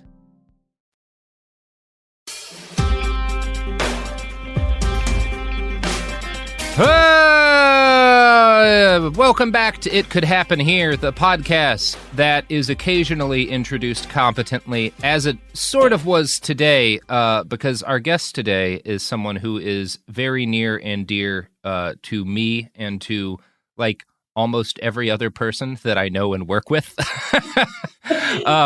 Moira Meltzer-Cohen. Moira, you are a lawyer focusing on civil rights and movement kind of cases, and you are the lawyer of, like everybody I respect in the world. Yeah, you're the person that I text whenever I need to know, hey, was this a crime? Or it never is. And it never is. I'm law-abiding, very law-abiding. We wanted to have you on both because you're always a breath of sunshine and because There's some like law stuff happening these days. We just had our mutual friend Molly Conger on to talk about the Charlottesville case, which is quite a thing. Today was the day. Yeah, today had some moments. Chris Cantwell and Richard Spencer representing themselves separately, each cross-examining each other. I have so many thoughts, but mostly my thoughts involve laughing. Yeah. It's very, very funny. It's the funniest of an incredibly tragic and infuriating situation. Something funny finally happened. So at least there's Chris that. is often very funny in spite of himself. Yeah. I would love one day to just get you on and we can do a reading of some of Chris Cantwell's better legal filings. 'Cause he's got quite the legal mind. Robert, I think I maybe didn't ever tell you about the fact that we did a Purim spiel, which is a performance of the story of Esther. Oh my God. It is traditionally done at Purim, which is a Jewish holiday. Mm-hmm. And it was based on the complaint that he filed. Oh my God. Yeah, well, for those of you Woodard III was prominently featured in the role of Haman.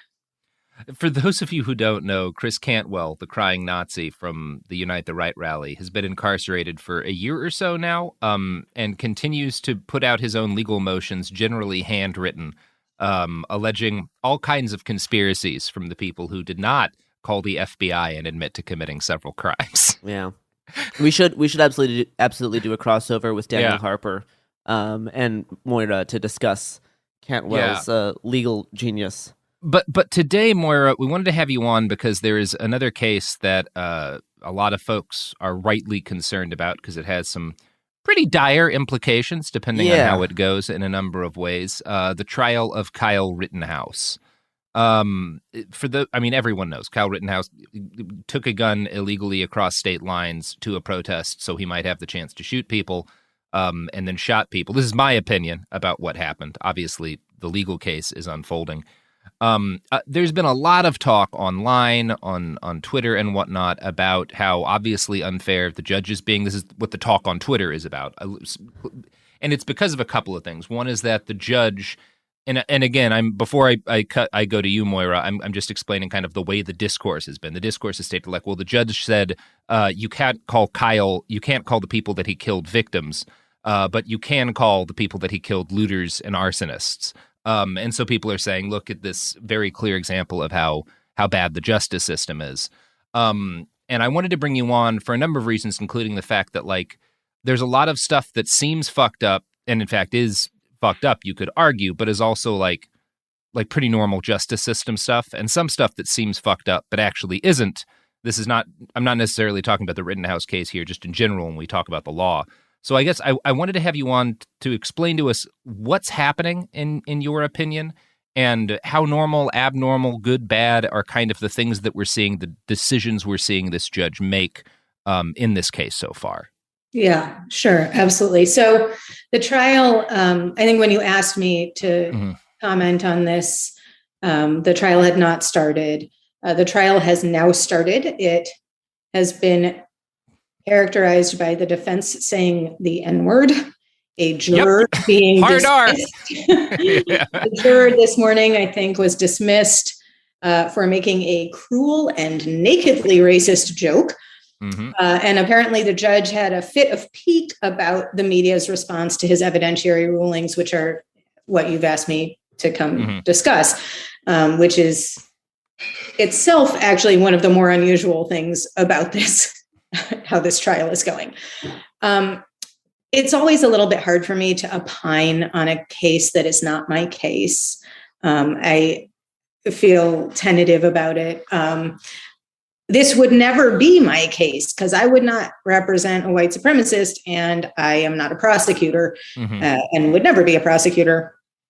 And I was not able to look at the briefing because although all of the briefing was ostensibly publicly filed, it is not actually publicly available. I had a very interesting conversation with the clerk of court in Kenosha who told me that if I mailed her a request, she would fax me the briefing at $1.25 a page. And I said, thank you very much. Goodbye. So I'll do my best to speak to these rulings and the sort of larger issues as I see them. As you noted, there have been a lot of kind of salacious headlines about the evidentiary rulings in this case. And I think those headlines are really, they're less about what's actually happening in the case, and they're more reflective of the sort of pearl clutching liberal impulse to notice the totally self-evident hypocrisy of the legal system. And then to conclude that because certain groups are shown more leniency, the way to resolve this hypocrisy is to make sure everyone is policed and prosecuted and punished as viciously as the left is, which is not actually the goal that I have. And just to clarify, when I talk about liberals, as I will probably do a little bit, I don't mean I mean liberal as opposed to radical, people who are more or less okay with the underlying big systems like capitalism and white supremacy and heteropatriarchy, and maybe are more concerned with the iterations of those things that are particularly gauche, but they don't actually mind the systems themselves or the way that those systems are reiterated and enforced by, for example, the American criminal legal system. So, I think the kind of liberal read on these rulings is not only not legally sound, I think it's actually incredibly dangerous. And it's watching this unfold and watching the liberal commentary on it, I think is one of the things, it's one of the ways that I can really see liberals and liberalism losing credibility. Because they're sort of calling out this hypocrisy, and at the same time, there's a little bit of a double standard that they want to propose and enforce. So I'll talk about the rulings that you discussed. The first one is that the judge said that the prosecution is not allowed to refer to the people at Rittenhouse killed as victims. I will remind you, as I remind all of my clients continuously, that the law is at best adjacent to common sense understandings of justice and even, frankly, common sense understandings of reality. Obviously, the people that Kyle Rittenhouse killed were victims. But as my beloved colleague Sandy reminded me, the concept of victimhood, the status of victimhood, is among the things that needs to be proven beyond a reasonable doubt at this trial. Yeah. Right. And so in fact, this is a totally straightforward ruling. Yeah. It is a ruling that I would argue for as a defense attorney, and that I would expect to win were I trying a murder case. So, this is it's one of those things, you have to overcome this you have to overcome when you're thinking about a trial, the fact that he's guilty, because the point of a trial is that everyone, there's a process, right? We don't just do street justice, because that's what Rittenhouse did. You have to, it is troubling to me the extent that people are like, well, he should be presumed, we should be referring to the people he shot as victims before he has been adjudicated as guilty, because that's important. The presumption of innocence matters, and it's also something that's very unfair.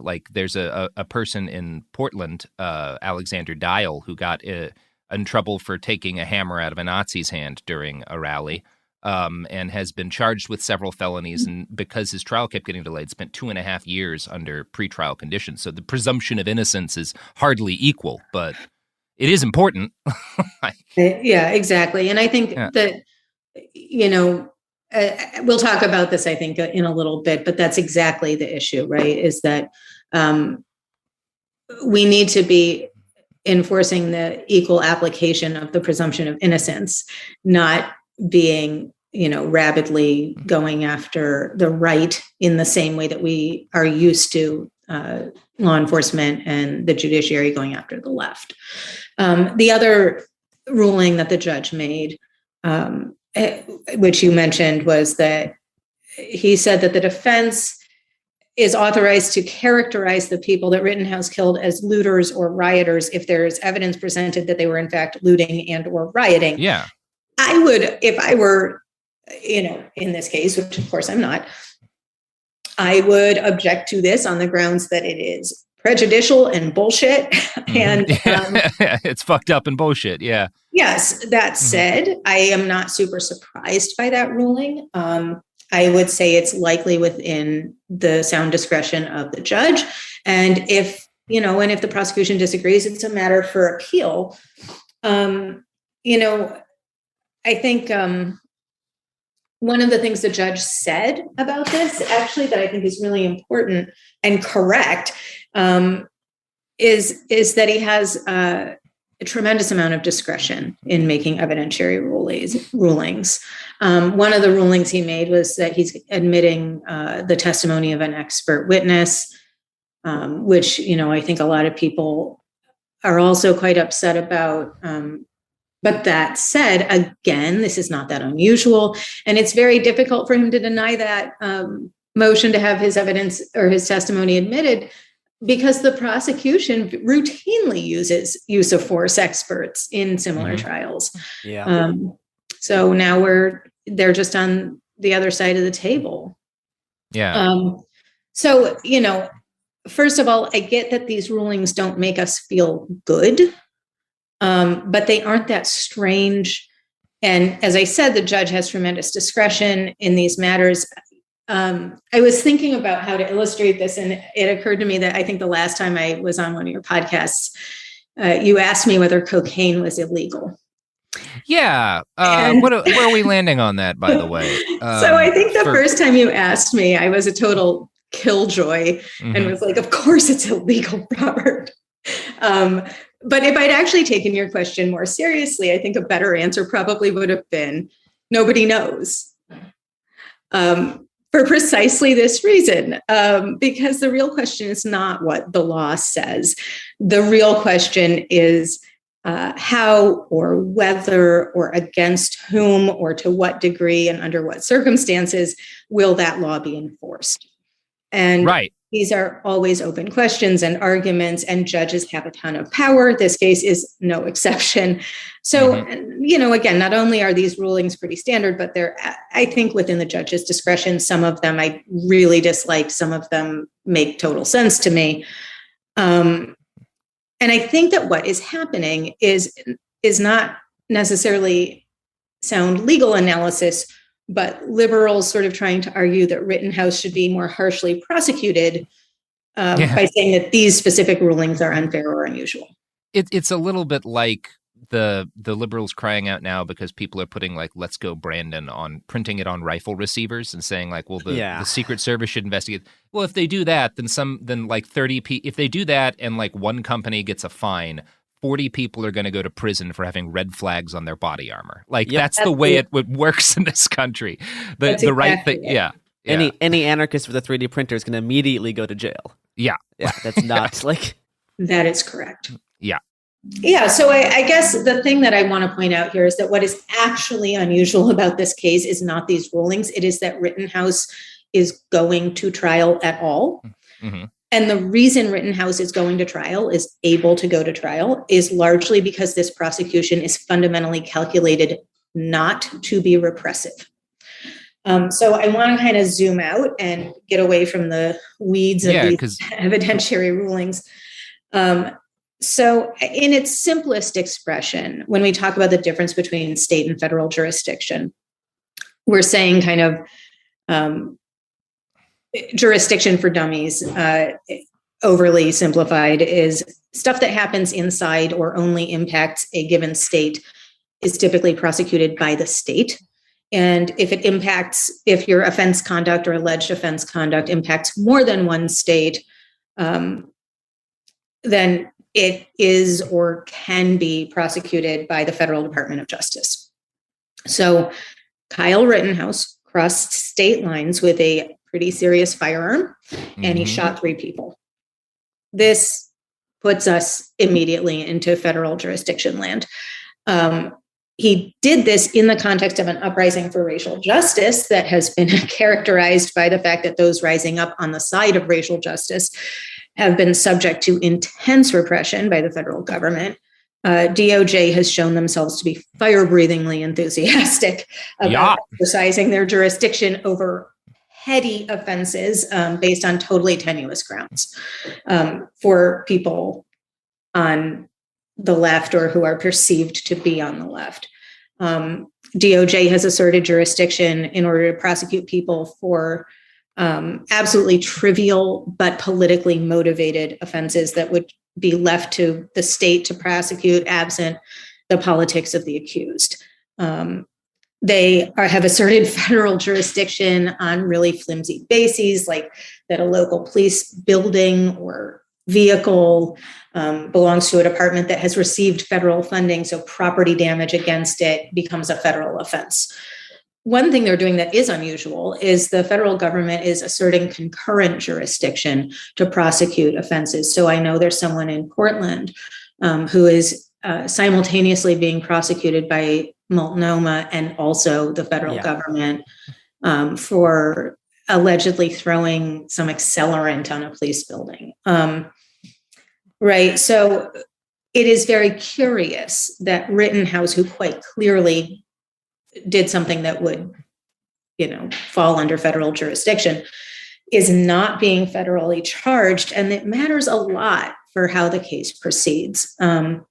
Because the way that federal prosecutions operate is that the feds will typically stack these indictments in a way that really puts tremendous pressure on them to plead guilty, which is not typically the case, or doesn't happen in the same way in a state prosecution.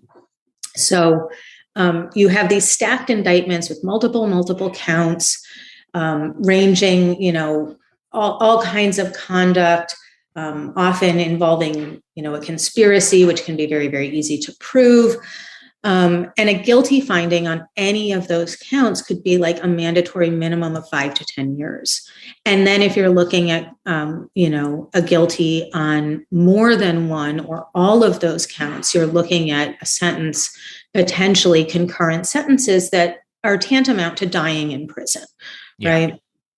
And so this creates tremendous pressure on federal defendants to negotiate a pretrial disposition, to take a guilty plea. So again, Kyle Rittenhouse crosses state lines with this firearm, which gets used in the commission of an act of violence. And I feel extremely confident that any federal prosecutor could come up with a stack of counts against him within about 10 minutes without breaking a sweat. But, so, if you think about him being in that position, you think through, okay, if I go to trial, what are likely outcomes? If Kyle Rittenhouse went to trial federally, and even if he prevailed on a self-defense, right, which could happen, if he were found guilty on one or more of the lesser charges, he would still be looking at really, really serious time, right? But that's not where we are, right? We are in a really weird place where, like, in a federal context, we wouldn't even be talking about evidentiary rulings because he would almost certainly not be going to trial, right? It would be a plea sort of deal. Yeah. Or, if he had a reasonable lawyer, he would probably be negotiating a plea. I'm curious, what do you think about, because one argument I've heard, and I'm certainly in no position to evaluate this personally, is that if federal charges had been placed on him, when the crime, in 2020, Trump would have pardoned him. I don't know. Yeah, I've heard people argue that well, at least with the state charges, he can't be pardoned by President Trump. I'm in no position to really evaluate that, but I'm curious what you think about that. I honestly can't even speculate about what might have happened. That is very interesting. I do think that if DOJ wanted to charge him at this point, I mean, they still could, right? But there, I think, was an opening for that to happen after Trump left. Yeah. I suspect there is a very interesting FOIA request to be made to DOJ to see what kind of memo was circulated about whether or not they were going to pick this one up. They clearly declined to prosecute. The only thing that I could come up with, to be honest, and I looked and did not really see any meaningful discussion of this, of their decision not to prosecute. The only thing that occurred to me is that they might have been reluctant to assert jurisdiction over a minor, but they can prosecute anyone over the age of 15 as an adult if they engage in violent crimes, or if they are alleged to have engaged in violent crimes. So that's not, it wouldn't entirely undermine their ability to do so. For whatever reason, for whatever reason they didn't, I think it is worth noting. I think it is, as I said, very curious. And it's particularly curious in light of the intense federal repression that has been faced by people perceived to be on the left. Yeah, absolutely. Again, I want to be very clear. I'm not suggesting that I want him to be federally prosecuted. I don't particularly. I'm not interested in arguing for more prosecutions or for making the state the arbiter of political righteousness or giving the state more enforcement power or more resources. And look, no shade to Kenosha, Wisconsin. All right. But one of the things that federal prosecutors really have a lot of experience doing is digital forensic investigations. And in this case, one of the sort of critical questions is, did he have specific intent to go across state lines and engage in violence? And I suspect that if you were to access all of his texts and metadata and social media posts, that you could probably find evidence of that specific intent. And I think that the federal government is probably better positioned to do that than the prosecutors in Kenosha.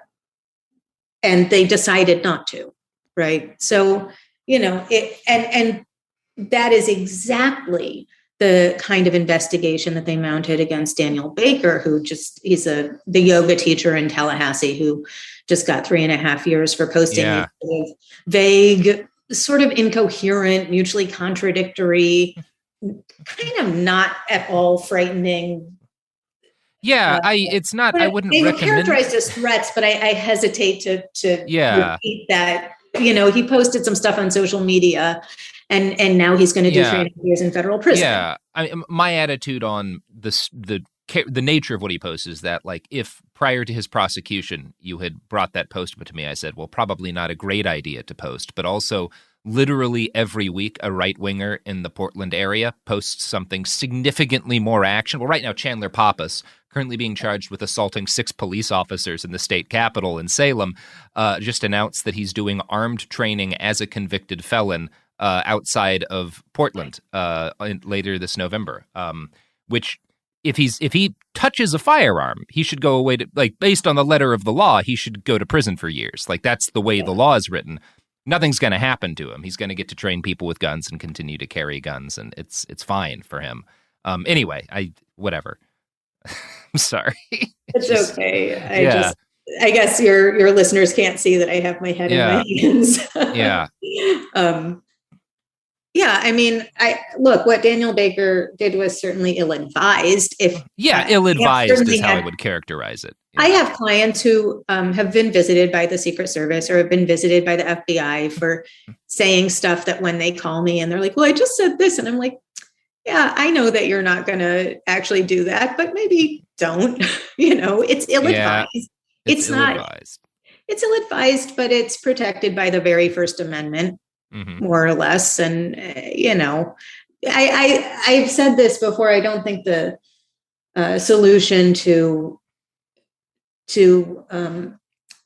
being surveilled on social media is self-censorship. I think it is courage, but I also think that discretion is the better part of valor. So yes. pick your battles and maybe, understand that it's not fair, Yeah. And also, like, what do you gain by, being bumptious on the internet? No.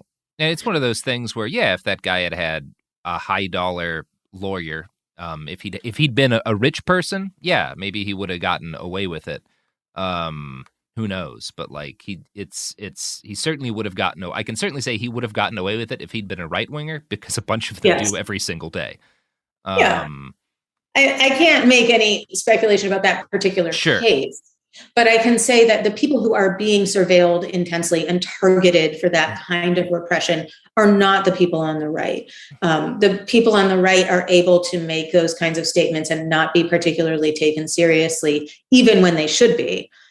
And people on the left are presumed to be, Antifa super soldiers. So, I think the decision not to assert federal jurisdiction in the Rittenhouse case is interesting. It is noteworthy. Yeah. I'm really curious about what was going on there. And it has had a sort of cascade of effects, including I doubt that the forensic digital investigation was as good as it would have been had it been federal. And I doubt that he's facing multiple charges, but I don't think that he would have been as likely to go to trial had he been federally charged. So again, I don't, this is not an argument for more federal prosecution. Yeah, of course. But like, I think the breathless outrage that we're seeing in, these headlines, where people are correctly identifying the hypocrisy of the criminal legal system. I think it's sort of an exercise in point missing. This prosecution, like many of the prosecutions that we see, or the prosecutions that don't happen at all, that involve members of the dominant class or people who uphold the values of the dominant classes, is sort of proof of concept that it's possible to effectively allocate the burden of proof to the prosecution. It's possible not to go super hard on people and punish them for exercising their trial right. Right? I mean, it's possible to treat all people accused of offenses in this way. And I would much rather, obviously my ultimate goal is to dismantle the entire system, but in the meantime, I don't think what we need is more vicious prosecution of the right. I think we need consistent and commensurate prosecution or lack of prosecution. We need I think that seeing the way that the right is treated should be evidence for and an argument for the possibility of treating all people with more leniency, rather than the intense federal repression that we are facing and have been facing since the Palmer raids.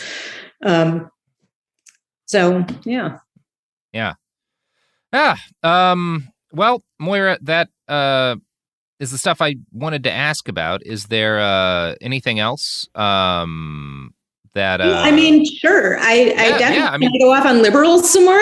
Please, please. Garrison is a huge fan of liberals. He's got actually a full back tattoo of Barack Obama and Bill Clinton. But they're in the volleyball scene from Top Gun. It's an incredible tattoo. He did it all freehand on his own back. Amazing. This is like the Garrison. I hope I don't receive any Stones Nixon tattoo. I hope I don't receive any awful fan art now. Oh no! Someone do it. Come on. God. Photoshop Garrison's head onto Roger Stone's back, and Photoshop Nixon's head out, and the volleyball scene from Top Gun with Bill Clinton and Barack Obama. Do it. Do it. Someone's going to do it, Gare. This is workplace abuse. Somebody is definitely going to do it. This is. You could sue me for this, and you'd be right to do so. But let's get back to liberals. And I might represent you. Trial of the century. Yeah, that sounds great.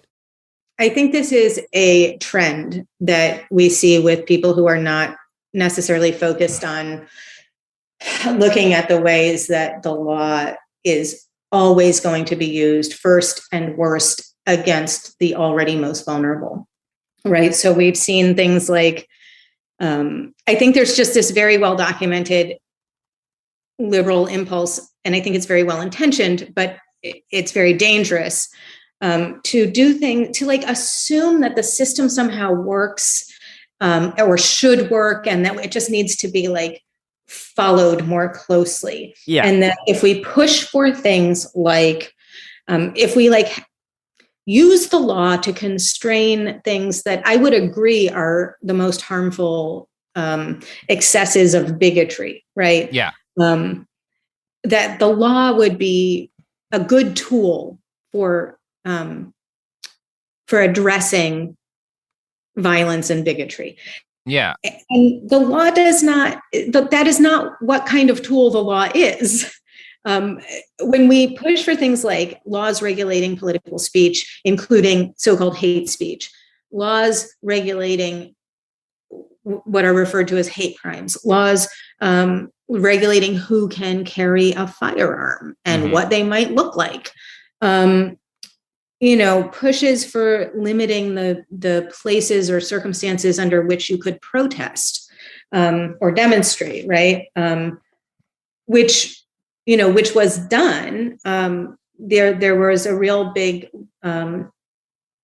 push to forbid anti-choice activists from protesting outside of clinics, right? Which I understand, right? But what actually is the upshot of doing that? When we see this kind of push to use the law as a tool to enforce a particular political agenda, it is not, it's just a very ill-conceived way to approach this, because the law is never going to protect the most vulnerable while these structures of power that uphold it remain in place. And so, it's just always going to be leveraged against the people who have the least amount of power.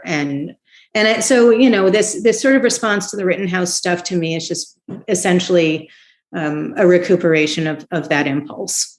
Yeah.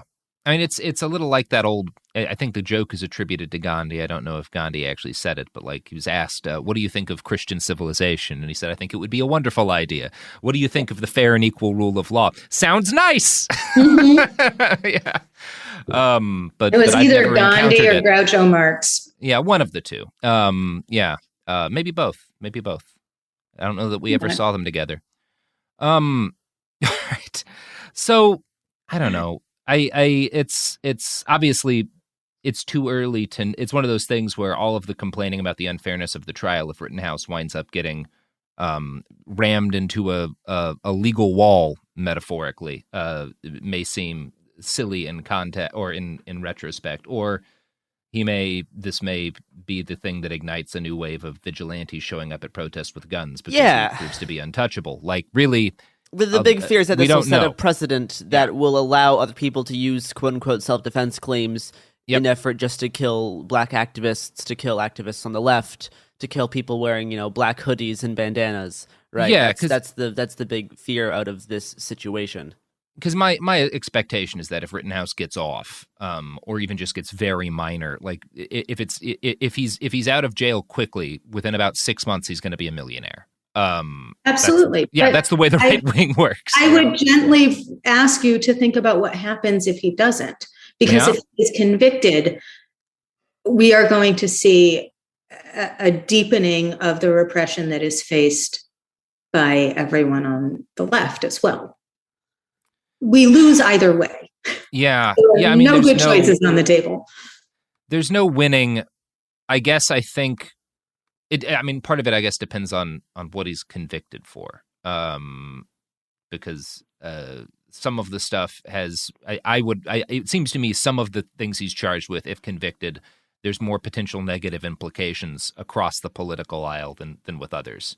Like if it's ruled murder, I don't know, that feels less worrisome. I mean, I have some concerns about the crossing state lines stuff. I don't know. I mean, none of it's good. I guess where I am is I I remember vividly how much the situation on the ground changed after Kenosha, just in Portland even. I mean, Garrison can back me up with this. They were there for that too. Like it was a significant shift in the feeling of deadliness, whenever there was a right-wing, left-wing confrontation. And someone died a few days later. Someone died a few days later in a fucking gunfight. And I don't know, Moira. I don't know. I don't want Rittenhouse to get off scot-free for shooting 3 people. You're absolutely right. There's no winning with the legal system.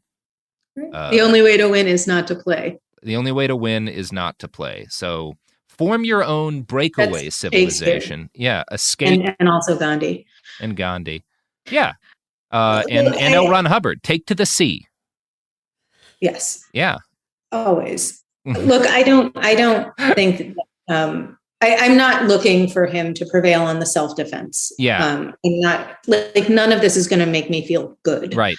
But I think that whether or not he is punished, whether or not he is convicted, there will be negative repercussions. And all of those negative consequences will redound to the detriment of the people who are already facing the most intense federal repression. Yeah, that is, and in fairness, this is the case of a child who killed 2 people and is now, we are determining whether or not this child will spend the rest of their life in a cell. None of this should make anyone feel good, no matter what happens.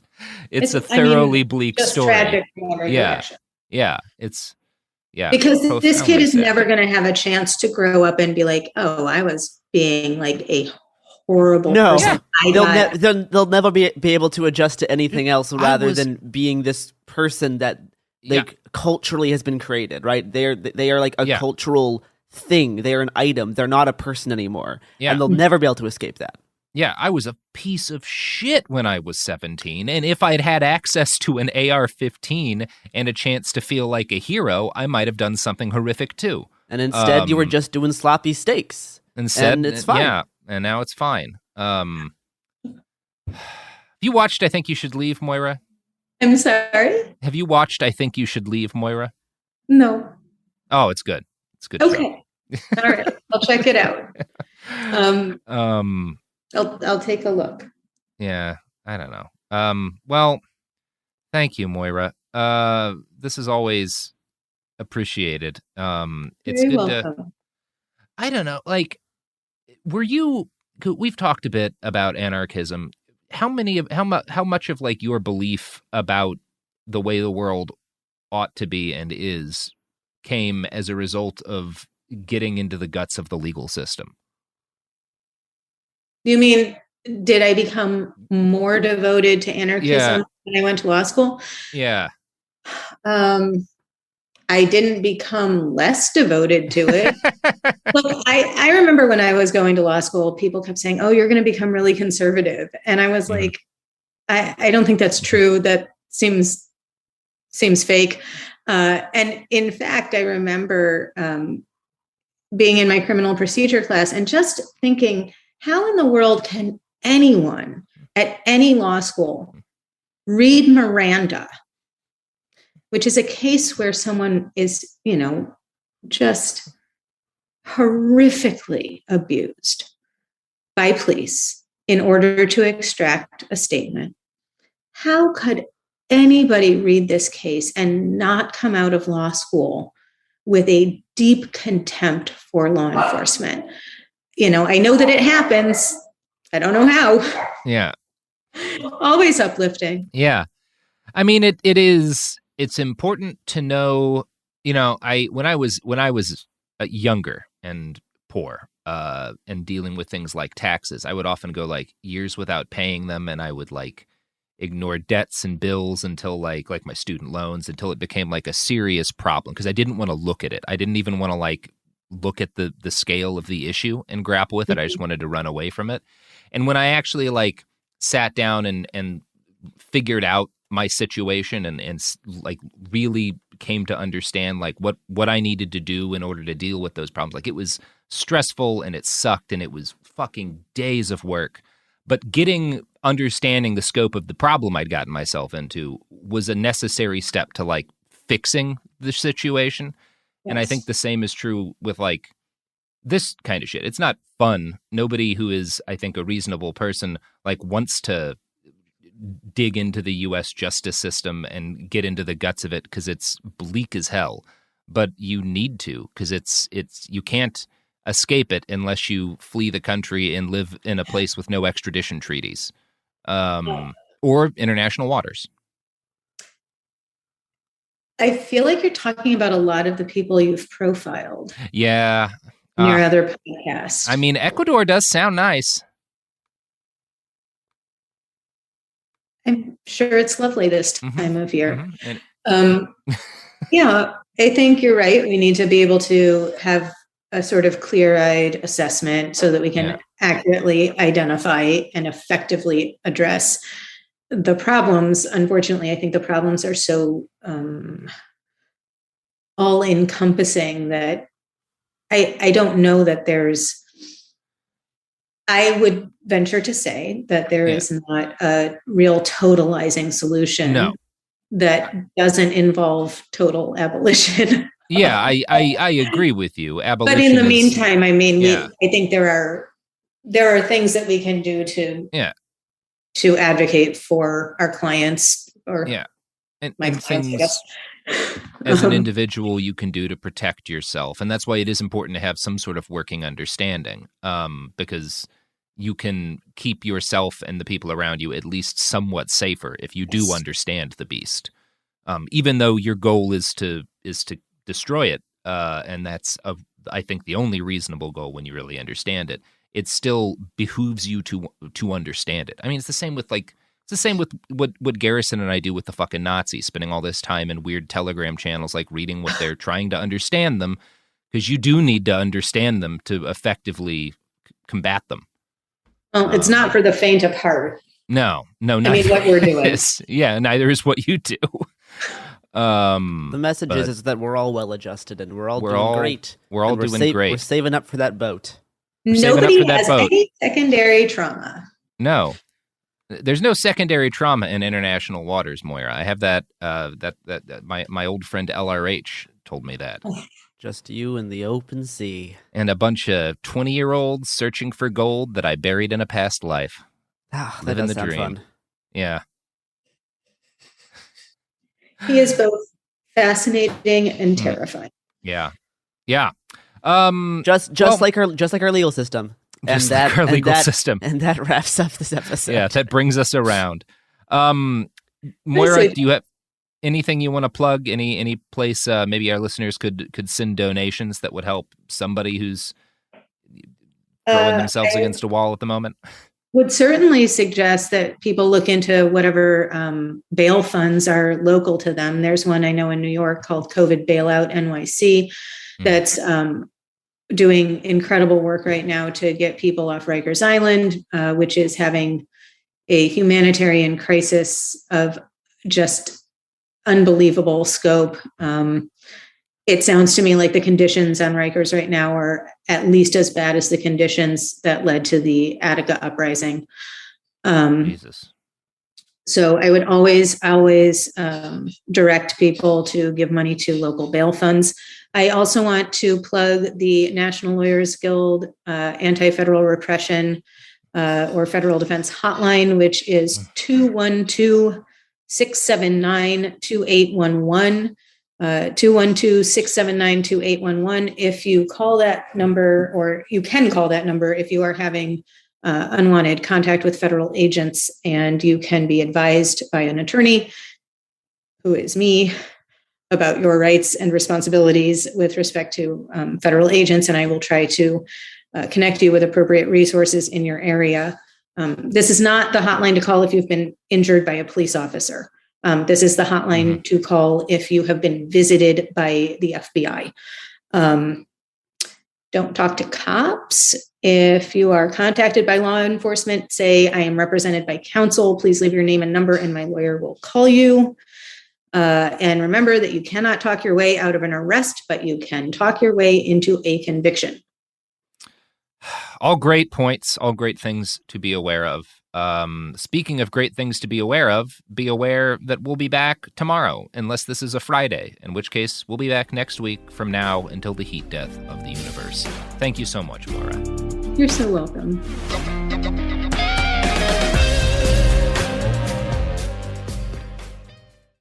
Hi, this is Jill Winterstein, host of the Spirit Daughter podcast, where we talk about astrology, natal charts, and how to step into your most vibrant life. And I just sat down with a Minnie Driver. The Irish traveller said when I was 16, you're going to have a terrible time with men.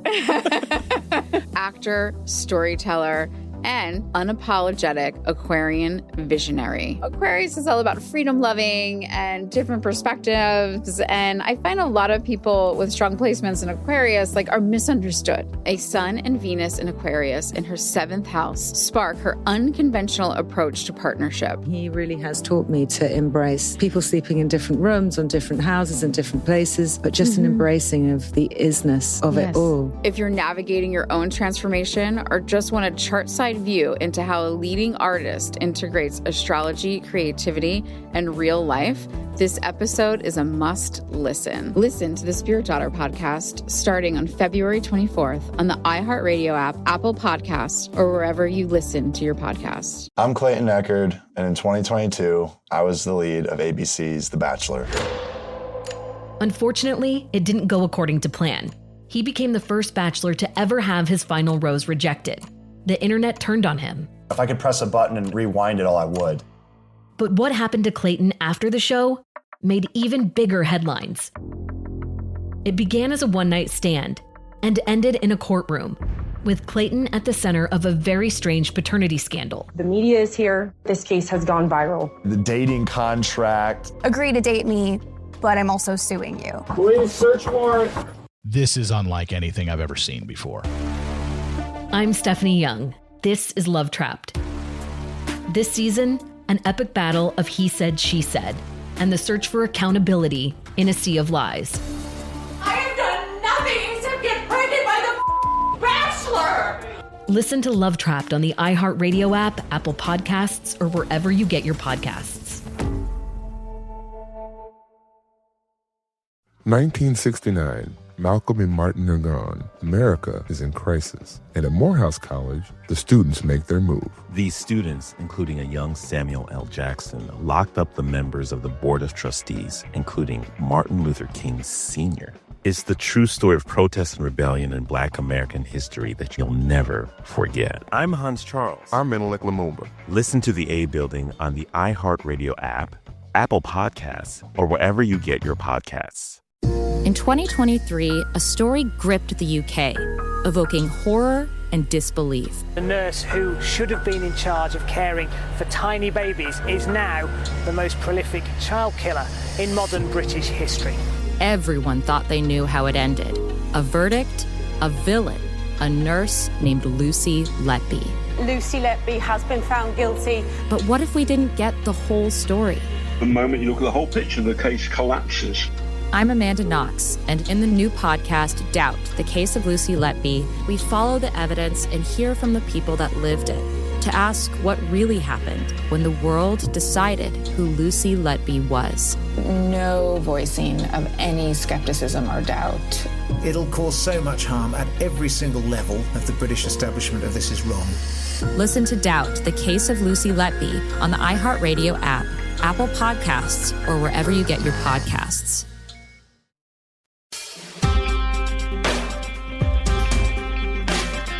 Hello and welcome to It Could Happen Here, a podcast about the continual state of bad things happening and how sometimes you can make them less bad or not happen. And today we're going to, I'm Christopher Wong, by the way, and today we're going to be talking about Bosnia, a place where things went about as bad as they possibly can, and about how they're heading in sort of very scary directions now. And with us to talk about this is Arnesa Kustrat. Arnesa is a genocide survivor and a academic expert on genocides in general. Arnesa, how are you doing? I'm doing okay. I think all things considered. Yeah.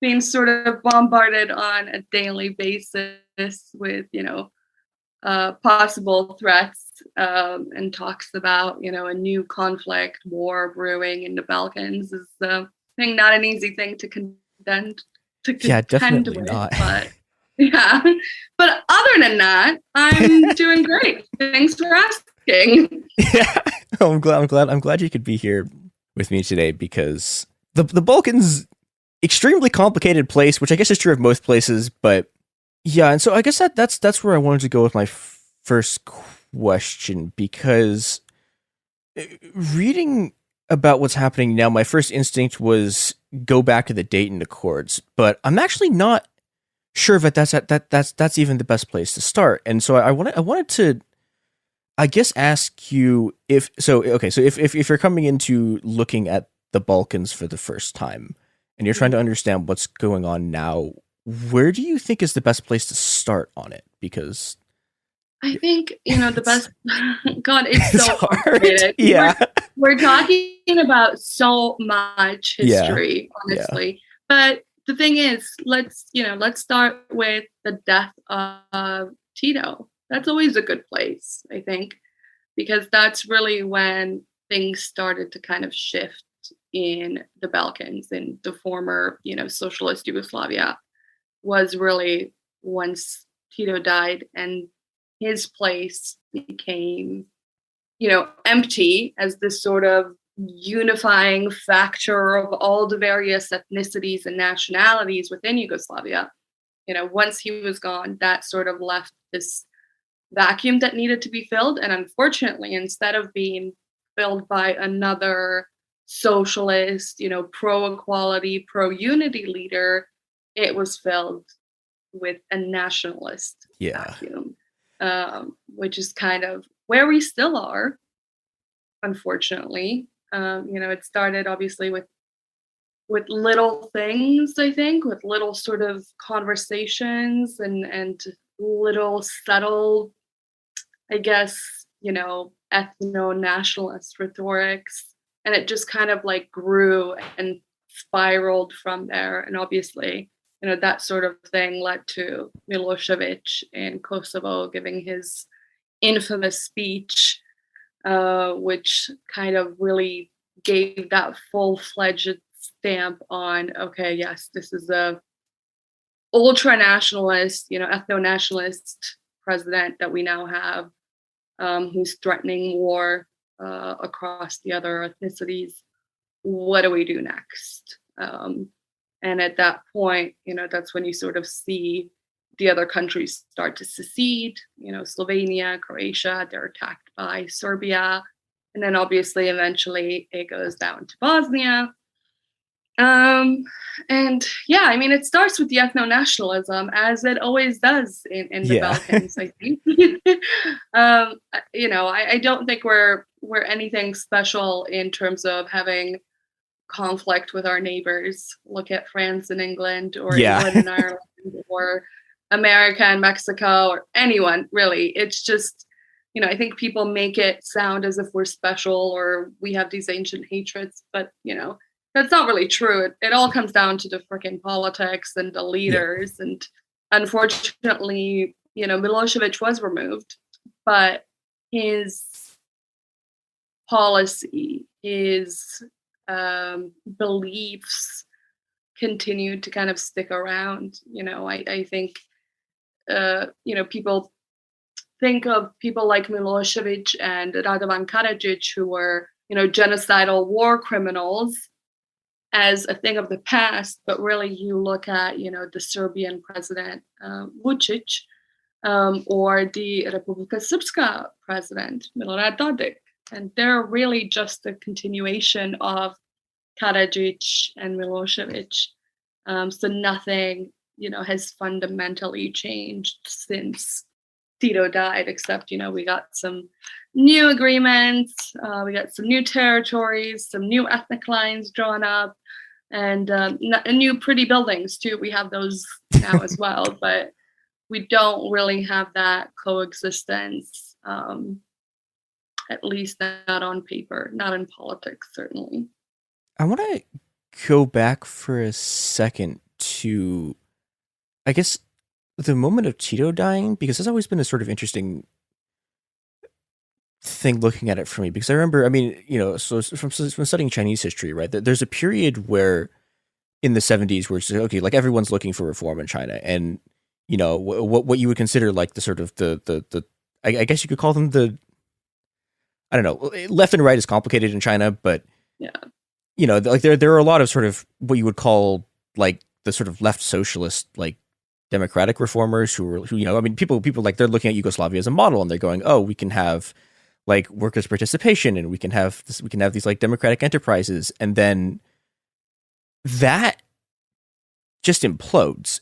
And yeah, I wonder if we could talk a little bit more about that, because my very limited understanding of it is like there's an economic crisis from the oil shocks, and then once Tito dies, it's just like the wheels come off the whole system. I mean, that's a really good way of like putting it. You know, like life in Yugoslavia, I don't think was like ever perfect, and I definitely don't think it was a perfect system. I think, you know, me being a Bosnian who was born to very, I think, pro-Yugoslav parents, I just like many of my, you know, fellow Yugoslavs or ex-Yugoslavs have a tendency to look at Yugoslavia with like rose-colored lenses. You know, we think about the coexistence, the unity, the multi-ethnic part, the worker-owned, you know, socialist models, the fact that our parents, you know, were able to provide for their families and take vacations and travel and, you know, get together and all these sort of wonderful things. But in the background, really in the sort of depths of the, you know, politics and the economic issues were kind of always there.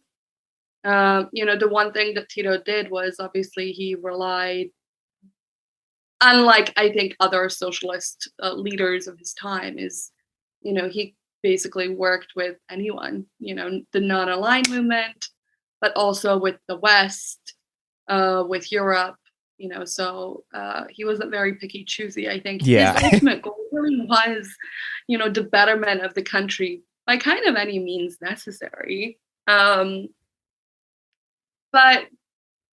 I think, you know, he made mistakes just like other leaders do. And I think obviously we had, you know, two issues. One, he was sick, he was dying. And two, there was an economic crisis happening. And three, then we had like the economic reforms, which really shifted the entire, I mean, they very much shifted the system that the Yugoslav people were very much used to.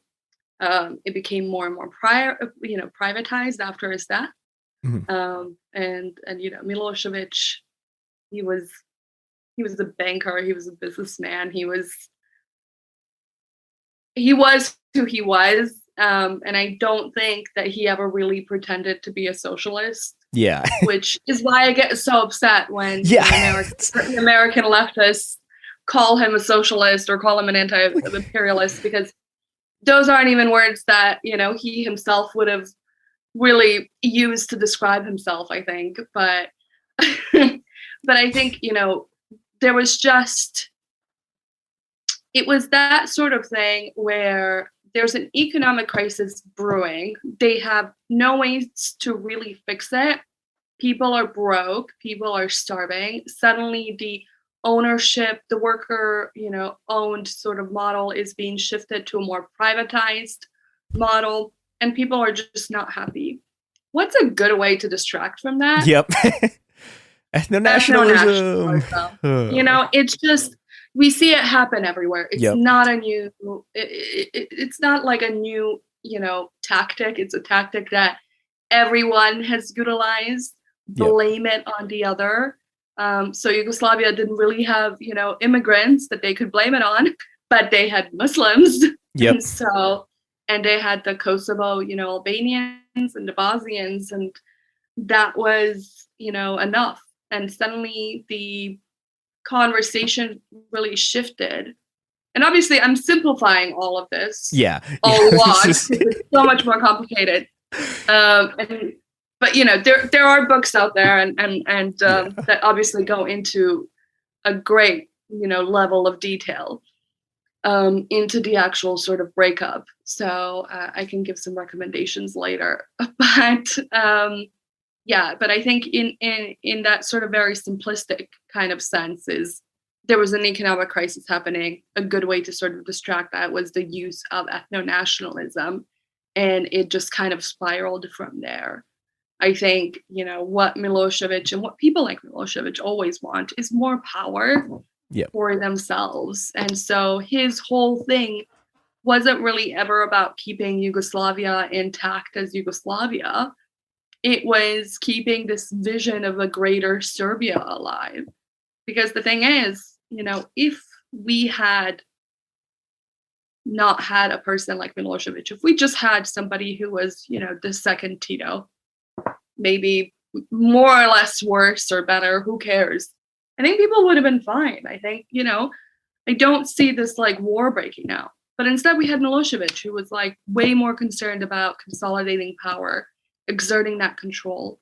And when he realized that he could use ethno-nationalism to get to his goals, of course he was going to use that. Of course. Like, who wouldn't? You know, we see it today with like what Trump did. He utilized, you know, Muslims and immigrants and refugees and Black people, all as scapegoats to distract from all of the other things that are wrong with him, his leadership, and the overall country. And Milosevic did the same. He just did what any other politician did. And, you know, that's the thing. I think, you know, in thinking about Bosnia, Croatia, Slovenia, and all these countries that started to secede, I think if they had felt comfortable with, you know, staying in a country that is multi-ethnic, at least in the case of Bosnians, I'm not going to speak for the Slovenians or Croatians because they have their own, I think, complicated identity. But with Bosnians, our thing collectively, I think, while we're not monolith, but collectively was always, we are united, we are multi-ethnic, multi-religious, multicultural. And it's such a big part of like our entire history and identity. And so if the choice is being, you know, under Serb control, being secondary citizens, not having that equality, not having that multi-ethnicity, of course we're not going to take that choice. Of course people are going to want to, you know, when you have like that, you know, that boot on your neck of saying like, we're going to control you, we're going to take your land, and we're going to basically rule over you. Nobody wants to deal with that. And, you know, unlike a lot of the other countries in former Yugoslavia, Bosnia really was the most multi-ethnic. It had one of the highest rates of, you know, mixed ethnic marriages and multi-religious marriages. And that kind of remains true even today. So, especially in places like Sarajevo, Mostar, Banja Luka, you know, the bigger cities, it has this very proud history of, you know, coexistence and multi-ethnic coexistence. So I think what happened for so many people was just a huge amount of shock. My own family, so many people in my own family just did not think it could happen there. They grew up with this idea of a united, you know, multi-ethnic Yugoslavia, brotherhood and unity. These are our neighbors, our friends, our teachers, our lovers, you know, whatever. They work with us, they live next to us. Of course, they're not gonna, you know, turn against us. And I think even while all the politicians were fear-mongering, while, you know, Milosevic and Karadzic were sort of leading their campaigns of, you know, especially Islamophobic propaganda, you know, in newspapers, on the radio, on TV, any speech that they gave, they talked about how the Muslims were coming, we were going to make their daughters wear hijabs, we were going to take over, we were going to kill them, you know, before.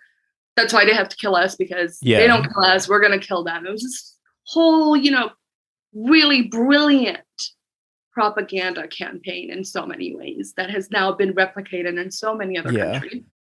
Oh, can we talk about that specifically for a second? Because I think there's something interesting in the way that, like, the way that you get people to do a genocide always seems to be, is like you can't, it's extremely hard to get someone to, like, just murder their neighbor because they don't like them. You have to do this, like, they're about to exterminate us, and that's why we have to, like, strike first. And that aspect of it, I think, is something that I see a lot when I do this. And you have done infinitely more genocide studies, so I want to hear what you think about I mean, this. here's the thing. I it's so funny. I gave, like, an interview on this specific topic, I don't know, like 2 years ago. And I remember turning to the guy who was interviewing me, because he was just like, his look on his face was, I just don't understand. Like, I can't wrap my mind about how people could do that to their friends, neighbors, students, people they were sworn to, like, protect, and people they lived with their entire lives. How could they do that? Well, I turned to him and I said, I mean, if I told you right now, go kill him, you probably wouldn't.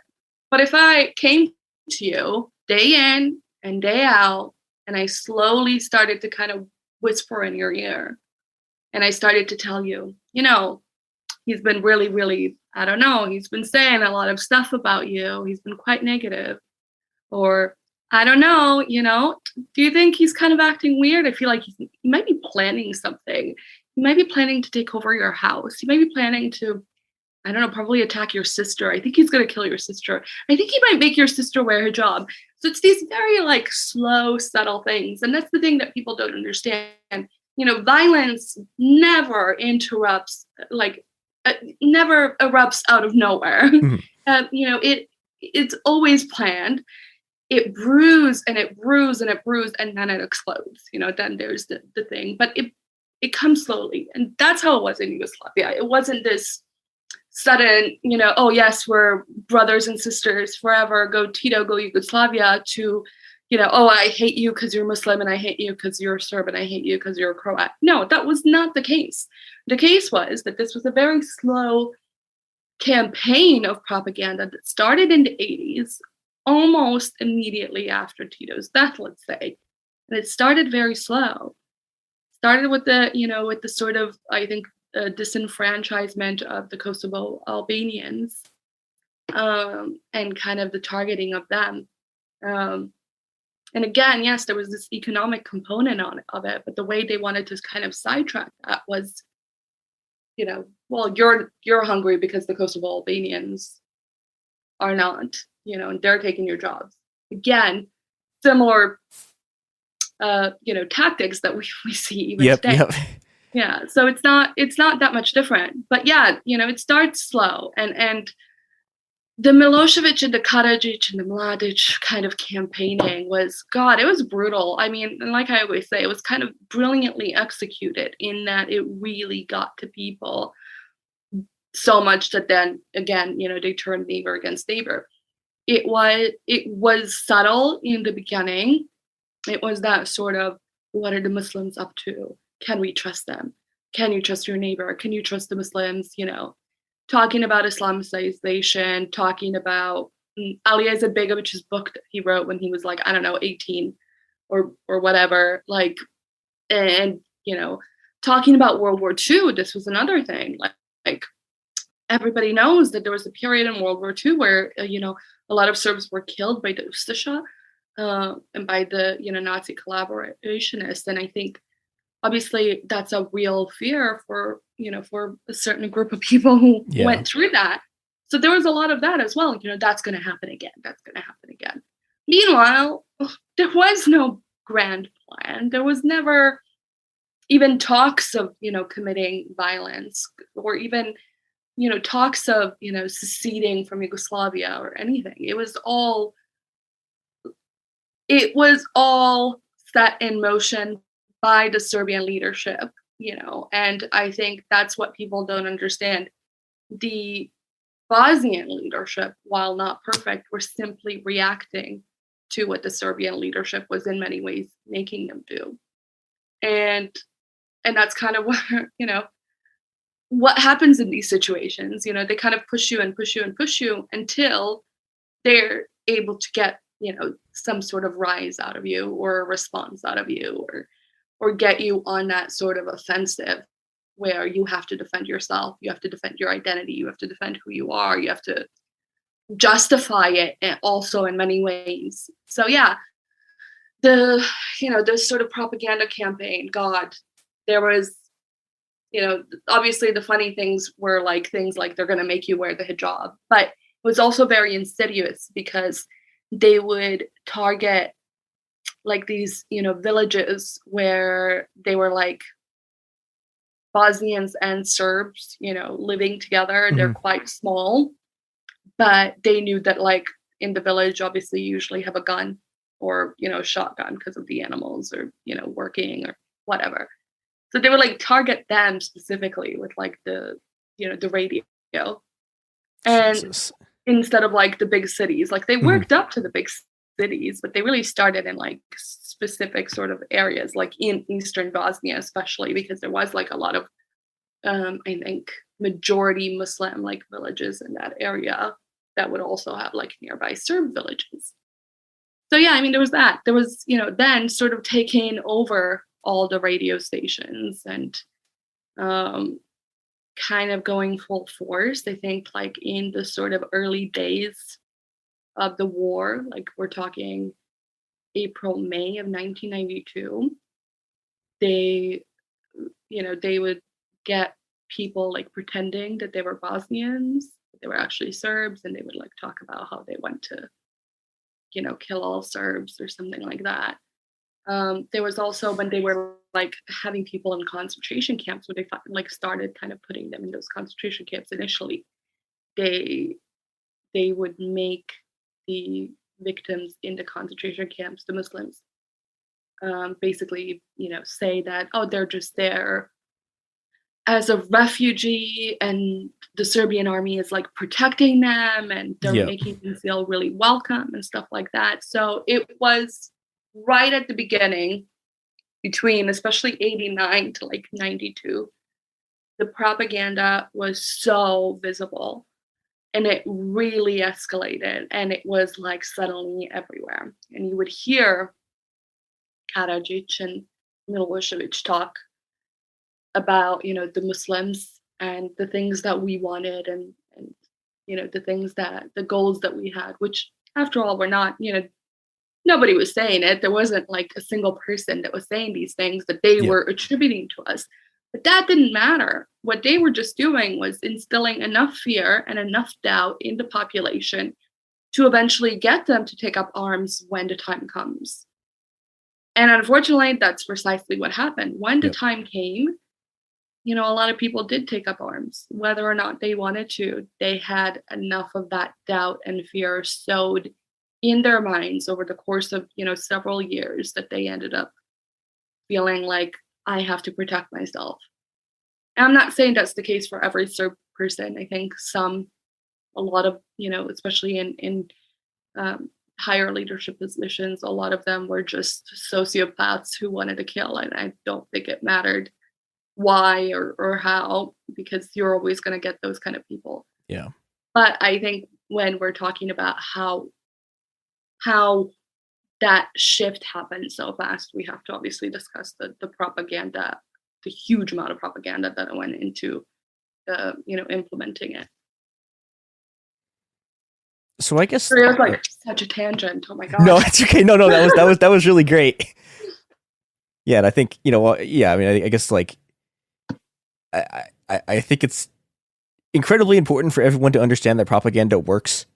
Like if you just say something over and over and over again, like it does, eventually it pays off. And, the quote unquote payoff here is the genocide. And I guess, I'm not sure how far into detail you want to get into this here, but I think one thing I want to kind of focus on, because I think from reading what you've been saying about this, that this wound up being a big deal with like why things are sort of still fucked now, which is the international response to this, like, I mean, one of the things I was always just like haunted by is there's this quote by Mitterrand, who's the Prime Minister of France. He's like, this is supposed to be the socialist. He's like the guy that like they finally put in power after like all of the stuff in the 60s. And he has this line about like, I'm sorry, I wish I'd pulled up the exact quote, but it's basically like, I know the quote. Yeah. Do you want us to say it? I don't remember the exact. I know the quote. Yeah. It's what was it? A peaceful but necessary reconstruction of a Christian Europe. Yeah. And Bosnia does not belong. So I remember it very specifically. It's really stayed with me for such a long time because he said that at a time where the Bosnian Muslims were just completely defenseless. They were being dragged away to concentration camps. The massacres were already well underway. We're not talking about Srebrenica in 95. We're talking about Visegrad, Sarajevo, Foča, Gorazde, even Srebrenica in 92. You know, this is all in 1992. The things that happen in places like Brčko and Zvornik and all these like places that I think the vast majority of people don't really know about and hear about. Like in Visegrad, a lot of my family is from there. Within a span of 3 months, that entire town, which was once almost entirely Bosniak Muslim, was ethnically cleansed. And that was done through forced deportations, concentration camps, mass rapes and rape camps of women, and obviously a lot of murders. You know, so we're talking about one small town that took, you know, three months. And my family, when it comes to that town, on both my mother's and my father's side, interestingly enough, has like such a long history. My parents fell in love there when they were like kids. So, you know, my grandmother's house was there, my grandfather's house was there, on like both sides. And they, you know, so is this beautiful little town where, you know, Bosnians, then Bosniaks and Serbs and Croats lived, and Jews and Roma. And, you know, my parents talk about the beauty of it and this wonderful sort of experience that they had when they lived there. My mom is from Sarajevo, and so am I as well, obviously, but Visegrad was like the place that she would go kind of like for the weekend just because of the family that we had there. So very special, I think, in her heart, my grandpa's heart as well. And, you know, it's just like so hard to like fathom that within just a few months, that town was completely ethnically cleansed. And that the international community knew this and did nothing. You know, there is, I believe it's in the Clinton tapes as well, but there's this thing about how they had provided aerial footage of the massacres that were being enacted in places like Brčko and Zvornik, where, oh my God, the paramilitary Serb forces did some horrifying acts of like violence and torture against the civilians.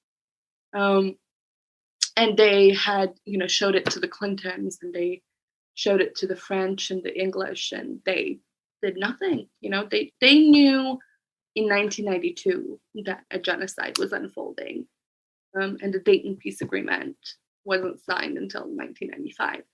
So the international community, I think, has just as much of a responsibility in the, you know, the genocide of the Bosniaks as Serbia does, because they sat there and they watched when they had all the power to stop it. They always had the power to stop it. They had the power to stop it before even one person got killed. And two, it's not even that they just watched, it's that they purposely left the Muslims defenseless, because Serbia had all the Yugoslav army. Yep. All the weapons, all the, you know, everything, all the tools that they needed to commit genocide. They already had it.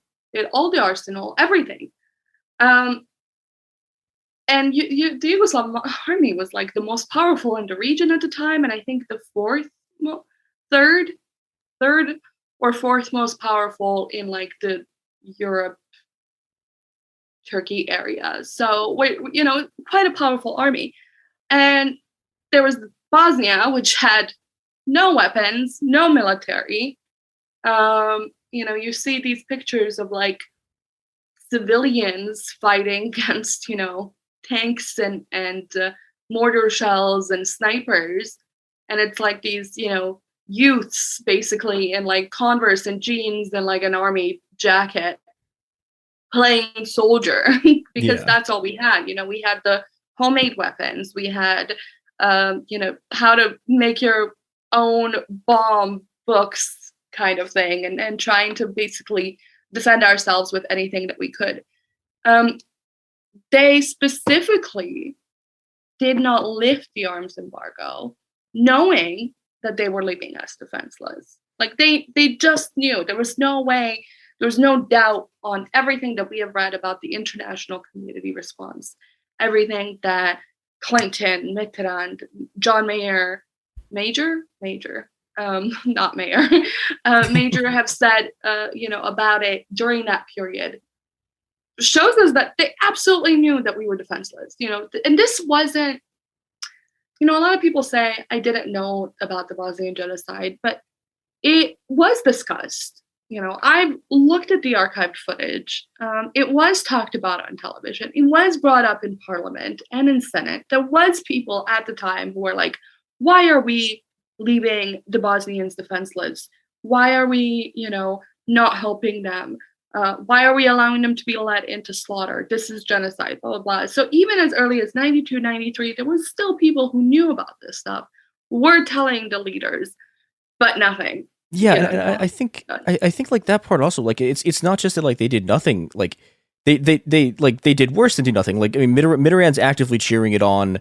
Like, the arms embargo is just like the arms embargo. If you're applying an arms embargo on a conflict where one side has tanks and the other side has like Molotovs, like you are actively supporting one of the sides, and I think that just like is completely lost in how like almost everyone seems to talk about this now, because there's like, because when you sort of get like interventions later, like people are like, oh, look, the West was like planning to intervene here the whole time. And it's like, no, like they were literally cheering, like Mitterrand was cheering. Like, it's like, it's so frustrating because, you take what we know about, and here's the thing, I know that Islamophobia escalated after 9/11, but Islamophobia has existed for a very long time. Yep. And I think talk to the Black Muslims of America, they will tell you more,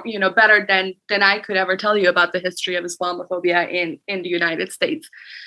So Islamophobia was always an aspect of life. And in Europe, Islamophobia, just like anti-Semitism, I mean, It is like the staple of European cultural cuisine, so to say. Yeah, it's like they have the Triforce of European civilization is anti-Semitism, Islamophobia, and hating the Roma. Yep, it's like those are just like yeah, par for the force. And so I think this sort of thing about the explicitness of European leadership, especially at the time, in effectively ensuring that we were killed off because a Muslim country in Europe could not exist. Yep. And that's the thing that they said, literally said, a Muslim country in Europe cannot exist. Like, the fact that was so open and brazen, like, kind of takes me back, but it really, like, tells you how much Islamophobia formed, I think, the international community response on this. And it's so interesting to me now. I think I've seen it over the past, I would say, especially 5 years, this sort of leftist genocide denialism, this sort of leftist anti-imperialist kind of defense of Milosevic, and they were the Serbs were the actual victims, blah, blah, blah, NATO, blah, blah, blah, Western intervention. And I'm just like, oh my God, read a book, read an article from that time, read their actual quotes. There's no way that you can actually convince me that Europe, Fortress Europe, and the United States of America would do anything that would benefit, the Muslims. Was this one of the things I think is really interesting to me about the way that the sort of like left genocide nihilism works? Is that it always seems to be rooted in Islamophobia. Like, and I remember started seeing this with Bosnia too, where they're like, oh yeah, well it's because okay, they have two things. One, it's like, well, the Bosnians were Nazis, but the second one was that, oh well, the Bosnians were like all jihadists. Yeah. And it's like it's the exact same thing you see with China, and it's like, oh, it's because all the Uyghurs are like Salafi jihadists, ISIS, CIA, and it's like, no. Yeah. I mean, it's it's honestly laughable at this point. It really is, and it also just, obviously I'm a leftist.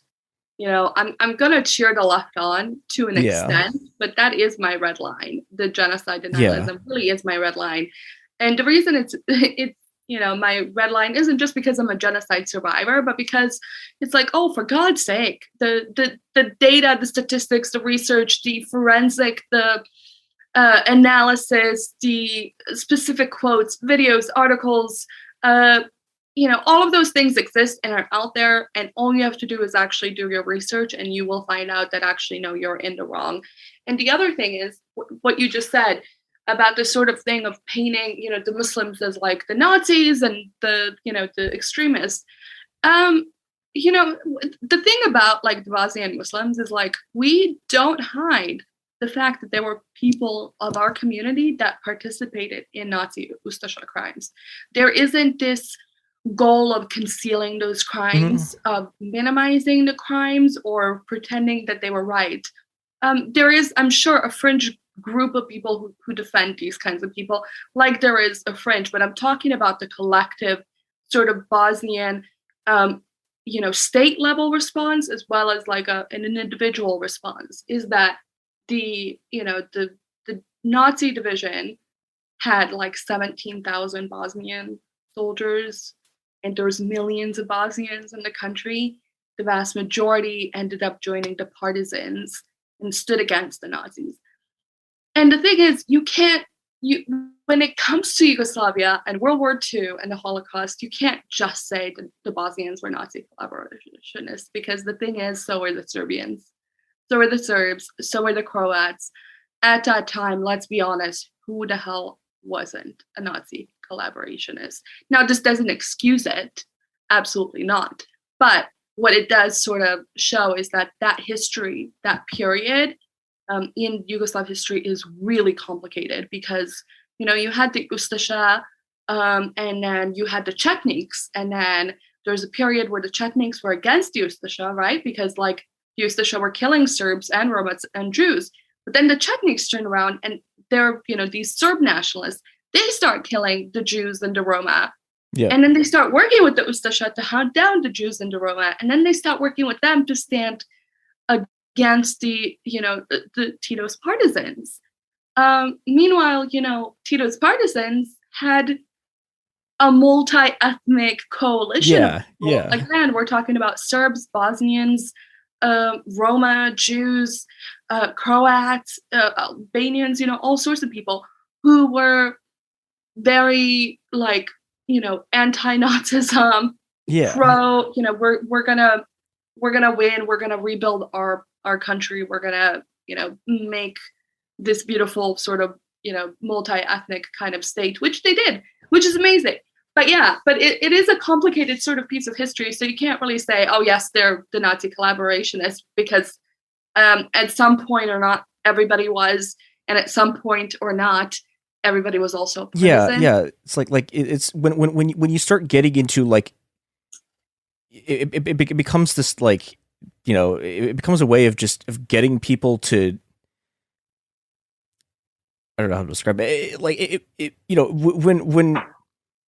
When it starts being like this specific ethnic group as a whole is responsible for all of these crimes, it's like, no, they're not. Like that's not how this works. Like it's not like there's going to be people in the ethnic group who did things that were awful. There's also going to be people, especially in a situation like this. There's a lot of probably more people who fought them. Yeah, and that I mean, that's such an interesting statement, because I'm going to compare it to the Bosnian response after the genocide, which has consistently been, no, we don't believe that every single Serb is bad. Yeah. And we are only talking about those that took part in these crimes, and those that concealed them. And that has always been the collective and state level response of all Bosnians. Now, you have to think about, I have a friend who's 99 members of her family were killed in Srebrenica in July of 1995. That's an exorbitant number of people. Yeah. These were women, children, and men, and elderly. There was no discrimination when it comes to her. I've sat with her as she's read all the names of her, killed family members. That woman, with all the pain that she survived, with being there as a young girl in the midst of genocide, in the midst of these her horrifying crimes, has never once, publicly or privately, to me said, yes, all Serbs are the same. Yes, all of them are war criminals. Yes, all of them hate us. Absolutely not. And the thing is, I think about myself as well, my earliest childhood memory is me being shot at by a sniper, knowing my father was in a concentration camp, knowing that my grandmother was just killed by a bomb, knowing that, my biological dad was dying in a hospital from an attack, and my mother could also be killed because she was pregnant with my brother at the time. And so these are my earliest childhood memories. Mm-hmm. They're not very happy memories. And I know why those things happened. I know why I was being shot at by a sniper, and it was because I was Bosnian. It was because I was Muslim, and because I was seen as the enemy, even though I was, a little kid at, 6-7 years old, and absolutely not a threat to anyone. And nobody should have been shooting at me. They did anyway. Even though that happened, I never had that feeling of all Serbs are awful. All Serbs are, I'm going to paint them all with a brush. But a lot of them, unfortunately, especially on the ultra nationalists that continue to not just deny the genocide, but also glorify it and celebrate it, they do paint everyone with the same brush, And the worst thing, the funniest thing, is that they paint themselves with the same brush. They think that they get to speak for every single Serb person. Yep. And that's the tragic path. I get accused of constantly talking shit about Serbs, and I'm like, I absolutely am not. I'm talking about the nationalists, and I will call out all the nationalists, whether they're Bosnian, Serbian, Croatian, American, whatever. But we're talking about, what you're doing to me, and your response to my criticism of nationalism is actually the thing that's ruining your reputation. Yeah, it's the ethno-nationalist gambit. It's you have to conflate all of the individual people, the ethnic group, and the state. They all have to be this there's supposed to be this organic totality, and it's not true. It's just not. But that's that's the sort of it's the modus operandi behind their entire ideology, and it's what they deploy. It's what they deploy when they do genocides. It's what they deploy when they have to sort of sort of promote it. Yeah. Openly or less openly afterwards. Yeah, it's like that justification. It's how they justify it. I think, and we all know about the 10 stages of genocide, but my colleague, who's brilliant, actually has often talked about that denialism is not really the final stage of genocide. It is, in fact, triumphalism. And that's what we're actually seeing in Bosnia. I get genocide denialism from American leftists and British leftists who are on a certain spectrum and of a certain belief. I don't get genocide denialism from ethno-nationalist Serbs. What I get from them actually is very openly celebrating and threatening another genocide. They're not in my mentions saying, oh, there was no genocide. Yep. They're in my mentions saying, no Žica Srebrenica, which is basically a slogan that says knife, wire, Srebrenica, and it's basically a threat that another Srebrenica will occur. They're in my mentions, in my emails, and in my DMs, sending me threats about how they can't wait till I'm put in a rape camp again, how they can't wait till they kill my family, till Sarajevo gets bombed again, how they're going to finish the job. How Ratko Mladic is a hero because he killed all those, people in Srebrenica and Sarajevo and Visegrad. Karadzic is a hero because he did the same. Milosevic is a hero because he believes in a greater Serbia. These people don't hide it. Yep. And that's the thing. So it's very like just today, first thing in the morning, I open my Twitter and the first thing that I see is a Bosnian activist arrested for protesting the Ratko Mladic mural, which the Serbian police were guarding. They were guarding a mural, a mural of a war criminal who committed genocide, who everybody knows committed genocide. A mural glorifying him. The police were guarding, the mural and inflicting damage on innocent civilians who were there to, protest against the mural. And so I think that really tells you so much about the issue in the Balkans. This has been It Could Happen Here. Join us tomorrow for part 2 of this interview, in which we discuss the dangers of what's currently happening in Bosnia. In the meantime, find us on Twitter at HappenHerePod. And you can find us on Twitter and Instagram for the rest of our shows at Cool Sound Media.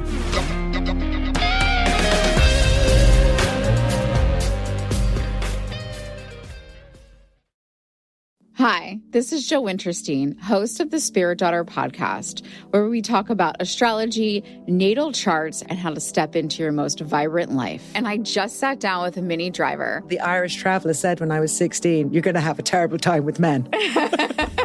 Actor, storyteller, and unapologetic Aquarian visionary. Aquarius is all about freedom loving and different perspectives. And I find a lot of people with strong placements in Aquarius are misunderstood. A Sun and Venus in Aquarius in her 7th house spark her unconventional approach to partnership. He really has taught me to embrace people sleeping in different rooms, on different houses, in different places, but just an embracing of the isness of it all. If you're navigating your own transformation or just want a chart side view into how a leading artist integrates astrology, creativity, and real life, this episode is a must listen. Listen to the Spirit Daughter podcast starting on February 24th on the iHeartRadio app, Apple Podcasts, or wherever you listen to your podcasts. I'm Clayton Eckerd, and in 2022, I was the lead of ABC's The Bachelor. Unfortunately, it didn't go according to plan. He became the first Bachelor to ever have his final rose rejected. The internet turned on him. If I could press a button and rewind it all, I would. But what happened to Clayton after the show made even bigger headlines.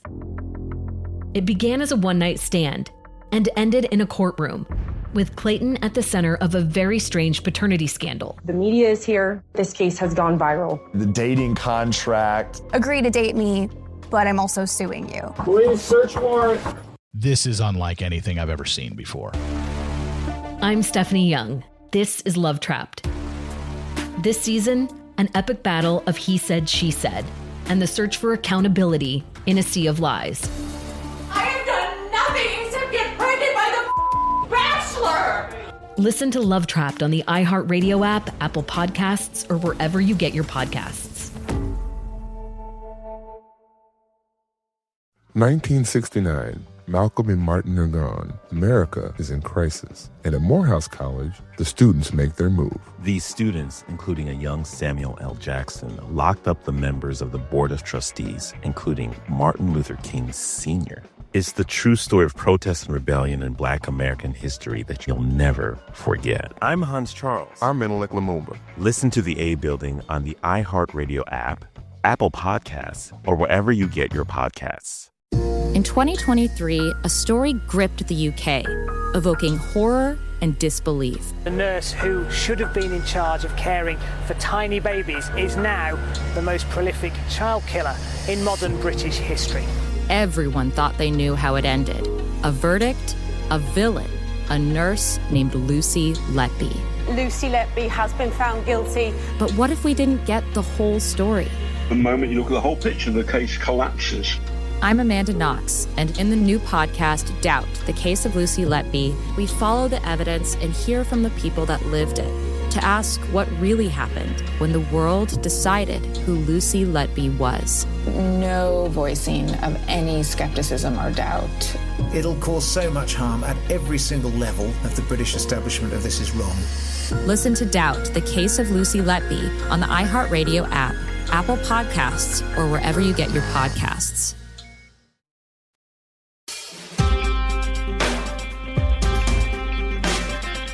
Welcome to It Could Happen Here, a podcast about bad things happening and how they can continue to happen if you don't stop them.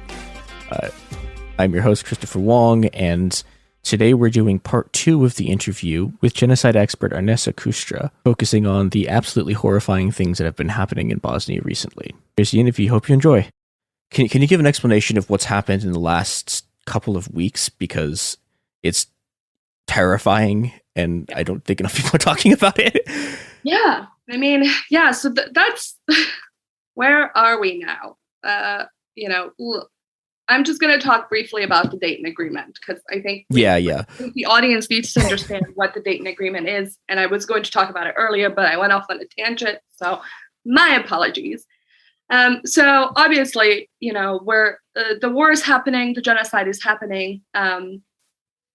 Srebrenica, 1995, the worst of the genocide happens. 8,000 people are killed in just a matter of a few weeks, few days, really. The international community does not act at that time. Towards the end of the year, another attack happens in Sarajevo and Markale. Civilians are once again targeted, waiting for bread, fruit. I think it was humanitarian aid at the market. And that's kind of when the international community starts to open their eyes a bit, and negotiations start. And not to bore you with the details, the negotiation process was absolutely ridiculous. And every single time they discussed it, it was about splitting Bosnia down ethnic lines. And that's ultimately what happened with the Dayton Agreement. Yes, peace, quote unquote, peace was achieved, but the Dayton Agreement mandated so that there would be a 3-member presidency. So instead of having one president, we would have a 3-member presidency. It's a rotating presidency. There would be a Croat representative, a Bosniak representative, and a Serb representative. That also means that there's no representatives for anyone who's an other, whether they identify as Yugoslav, Roma, Jewish, Bosnian, but not Bosniak. Like it's just, there's no space for the other in this constitution, this Dayton Peace Agreement, but that's for another day. They also split the country down by ethnic lines. So all of those genocides and ethnic cleansing that the Serbs had just been committing all over Eastern Bosnia, up in the north, basically the international community said, good job, here's your own territory that you ethnically cleansed. Yeah. So they split the country down, these ethnic lines, and, the war stops. And then now we have to sort of contend with this, peace agreement with the new constitution. We get this called the OHR, the Office of the High Representative. The High Representative is basically a person who holds the highest power in the country. They're not a Bosnian. They're actually kind of, they're put in place there by the international community. So the OHR kind of, comes and breaks us up when we're squabbling over issues. And this has been anything from things like the flag, like the new flag of Bosnia. The flag of Bosnia that was the flag of Bosnia had to sort of be replaced because the OHR deemed that it would be, offensive to the Serbs or the Croats. And the same thing with like the national anthem. So they hold a lot of power. Now, just recently, we switched OHR representatives. So we have a new high representative. Before it was Valentin Inzko. And his final kind of part of his, time as the high representative was to enact a law against genocide denialism, which the Bosnians have really been campaigning for years, because, I think in your birthplace, in the place where the worst crime ever could, happen to you, where, 50,000 women were raped, 100,000 people were killed, 600 plus mass graves were, dug up to hide the crimes and the massacres. Yep. People want to be able to, know the truth and feel safe with the truth. So the genocide denialism law was good, but this is kind of when things started to, shift a bit, because I think Dodik came out, Milorad Dodik, who is currently the Serb member of the presidency, who controls Republika Srpska, which is the entity that's considered the Serb entity, but Bosniaks also live there as well. He came out and he said, well, if they pass the genocide denialism law, we're going to secede within 8 days. And obviously that didn't happen. Yeah. Months ago. And here's the thing. Milorad Dodik has been threatening secession for years now. This is not anything new. What is new is the fact that this time he seems to not just talk and threaten about seceding, but actually has started to kind of drop the papers. And not to legally secede, which he's not allowed due to the Dayton Agreement, but he has drawn up the papers to start pulling out of all the national level. So, Bosnia is the country, Republika Srpska is an entity, the Federation is an entity, but both of them are accountable to the national sort of state level institutions. He's basically at this point, been saying, Republika Srpska, the Serbs, we're leaving. Like we're gonna form our own army. Yeah. We're gonna pull out all the Bosnian state institutions. We're gonna have Serb-only courts, Serb-only lawyers, Serb-only justices, Serb-only, passport, whatever, control, Serb, basically anything that was at a national level, whether that's like a healthcare institution or procurement for supplies for the office. Yep. They're going to have it as like Serb only. Obviously, I think the danger is right there. Serb only. Where have we heard that before? We heard that back in the 90s. And the biggest sort of red flag has really been this thing about them forming the Republika Srpska army. And they're not even talking about forming a new army. He specifically stated the words reforming the Republika Srpska army. Now, the Republika Srpska army, was led by Karadzic and Mladic in the 1990s. These are the same people that put girls as young as 10 and 12 years old into rape camps, that killed babies as old as, a few months, that killed, elderly women as old as 100 years old. These were the guys that were going village to village, city to city, killing, torturing, bombing the hell out of Sarajevo. These were the guys that, would throw like 3,000 to 4,000 mortar shells on Sarajevo and snipe it. I don't even know how many times, like tens of thousand times per day. It's just, these are the bad guys, basically. So I think there is an alarm right now going in Bosnia, and it is the reason why so many of us are quite worried, quite frightened, because on one hand, he has threatened, he has made, Dodik has made plenty of threats before. Yep. But on the other hand, in prior times, the international community has somewhat gotten involved. The US has sanctioned him, the UK has scolded him, the EU has said, like, you got to chill out, otherwise, Serbia doesn't get into the EU. There's always been some sort of, influence there, the OHR's influence as well. But in recent years, the international community has not stood by its responsibility to the Dayton Agreement. I mean, here's the thing. They implemented this agreement. They made it so that we, the Bosnians, have to abide by it. But they also have a responsibility to ensure that it is actually being upheld and that they're doing their job in accordance with the international, like with the Dayton Agreement. So the Dayton Agreement was very kind of specific that it was, one, a temporary solution, and two, the international community was to work on finding a more permanent solution that will bring about, actual sort of reconciliation and justice and all of these things. But they didn't. They've left sort of Bosnia to kind of live on its own. And now they're not really doing much. I mean, the EU, the US, they're doing their typical thing of strongly worded open letters.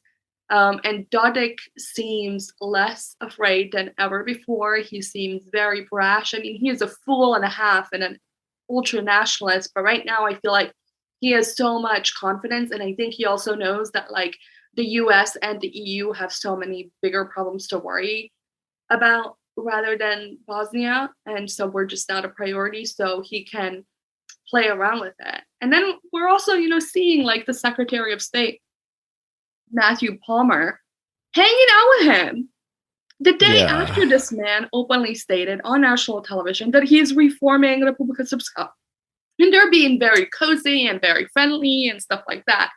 And here's the thing, I've never been really a big believer on the international community because, come on, like I have, the experience speaks for itself. I've already lived their help, and I'm like, no, thanks, please stay away.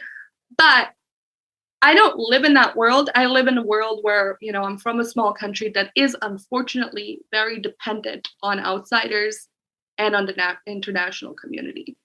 So while I would love to say, well, fuck the EU, fuck the US, we don't need them. The reality is that we do need them. We do need them to do their jobs. And because if they don't, I am really worried that the situation is going to continue to escalate further and further. And this appeasement of Dodik, especially in the last several years, has gone on so much that at this point, I think you have to like start to wonder, like, does the international community, even want peace and stability in Bosnia, or do they benefit from our constant instability? And what is their long-term plan? So that's kind of where we're at right now. I think there's the people in Bosnian politics and activist circles right now who are calling on US leadership, who are calling on EU leadership. And there's a lot of, oh no, the EU sucks, the US will help us, the US sucks, the EU will help us, Turkey is going to help us, no, Turkey sucks. There's a lot of like disagreement. I think the reality is that, oh my God, does it suck that we are in this position where we have to rely on external sources, because once again, we are feeling alone. Once again, we're sort of being backed into a corner. And once again, we're being threatened with a prospect of, a new war. And I think the reality is the minute that he gives that green light for that Republika Srpska army to be formed, there will be violence. And we've seen what happened before. We cannot afford to even have one act of violence. We cannot afford to have even one person injured, let alone die, because these people in Bosnia on all sides have suffered so unbelievably much. They are exhausted. They are still burying their loved ones 26 years later. They still haven't, found that peace. They're worried and scared for their future, and they deserve so much more. They really, really do. So I think, I'm hoping and praying that we obviously continue talking about this issue, and we try to pressure those people in power to, calm the situation down. But the reality is that this is going to be our future for as long as Dayton exists. And until the Bosnian constitution is completely reformed and Dayton is completely either thrown out or reformed to actually allow for a, actual multi-ethnic united country that's not broken up across ethnic, lines, and it's not ethnically segregated, we're going to continue being in the situation. So yes, for right now, I think let's talk about this and let's kind of pressure those powerful people, but really long term, it's time to start thinking about ending the Dayton Agreement, and it's time to start thinking about actually building that, multi-ethnic, multicultural, multi-religious country that we fought for. You know, you were saying like, okay, like what is, you know, what does Europe actually want out of this? And, you know, I mean, I think it's pretty clear, like, okay, so, you know, the Dayton Accords are like, okay, we're just going to give all of the ethno-nationalists like their own fiefdom, right? It's like, okay, here's your reward for the genocide. You get your like, yeah. And I think, you know, like that's a very classical, you know, that's what Europeans do, right? It's like, yep. Yeah, they come in, they support ethno-nationalists, and it's like, you know, they don't want this. Like they don't actually want like a functioning multi-ethnic, multiracial society because, you know, oh the horror, wait, hold on, what if other people look at that and go, wait, why do we have like, yeah, and I think that, I don't know, I think you see this both, you know, back in what they were originally doing in the 90s, and, you know, they come in later and are like, oh, hey, look, we're heroes, we helped them do the genocide, and then kind of sort of did something maybe later. And I think, like, yeah, I don't know, just the possibility of that happening again, the possibility of it just being, you know, it's like, oh, hey, we have Bosnia. This is where we do press tours for like why the American army is good, and like fuck anyone else who actually lives there is just yeah. I mean, like, come on, they're America. Like, let's be honest here. Like, I'm not saying they're an all-powerful entity, but what I am saying is that if they really wanted to, the people who are in power would not be in power, right? Like, yeah. But these people like Dodik, people like Dragan Čović, who is the Croatian ethno-nationalist leader, who is also, by the way, directly involved in this mess. And once again, we're seeing that thing of the 90s of, you know, Croatia and Serbia want to split Bosnia up and, you know, break it for themselves, basically. That's, you know, it's just now, instead of Franjo Tuđman and Milošević, it's now Čović and, you know, Dodik. I talk about Dodik a lot more because I think he's a more immediate threat, but it's important that we don't forget that Bosnia is also facing the Croatian threat as well. And, you know, but I think about it this way. Like, I know for a fact that if these people did not benefit the system somehow, they would not actually be in power. Yeah. But they do benefit them. And I think, you know, Madeleine Albright called Milorad Dodik a breath of fresh air. God. In, you know, the 90s when he came to power. And now here we are, you know. Yep. Dodik's threatening war and threatening secession and talking about Serb-only, you know, spaces and Serb-only armies. And it's just, it's exhausting. But yeah, it's also funny. It is funny when you think about it, because the reality is that it never had to be like this, and it doesn't have to be like this in the future either. But unfortunately, it will continue to be like this because that's just, you know, what the powerful want, like what those actually who have some power want. And that's the thing that sucks, because when you know, I feel like I'm starting to sound conspiratorial, but I'm not. You know, when you think about like Europe overall and how they looked at Bosnia, I think for the last, you know, 100 years, and their policy towards Bosnia, it's really difficult for me to kind of be filled with any sort of confidence about what their plans are, you know. Yeah. I mean, it's Europe and the United States, two countries that historically have never done anything bad, have never done any genocides, and have never just absolutely annihilated countries. Yeah, I mean, it's just, you know, they're the good guys. And like you said, you know, Bosnians, there so much as like this press tour for, you know, these politicians to come and to talk about why we're such a great example of the peace process when we're not, you know. And the thing is, you know, they'll come on and they'll say, well, while Dayton wasn't perfect, it was the best solution at the time. And it's like, no, it wasn't. It was not. Yeah. You know, but they have convinced themselves that this was like a win for intervention and win for the international community. Now, don't get me wrong. I, alongside everyone I know, is extremely happy that the war ended and that the genocide ended. And I think until you're in that position of growing up in the midst of, all these bombs and murders and tortures all around you. And, the only sound you ever hear are the sounds of bombs and mortars falling and snipers shooting at you. You won't really know how it feels when that finally stops and when you have some peace, and how difficult it can be to think about, obviously, any future sort of prospects of war.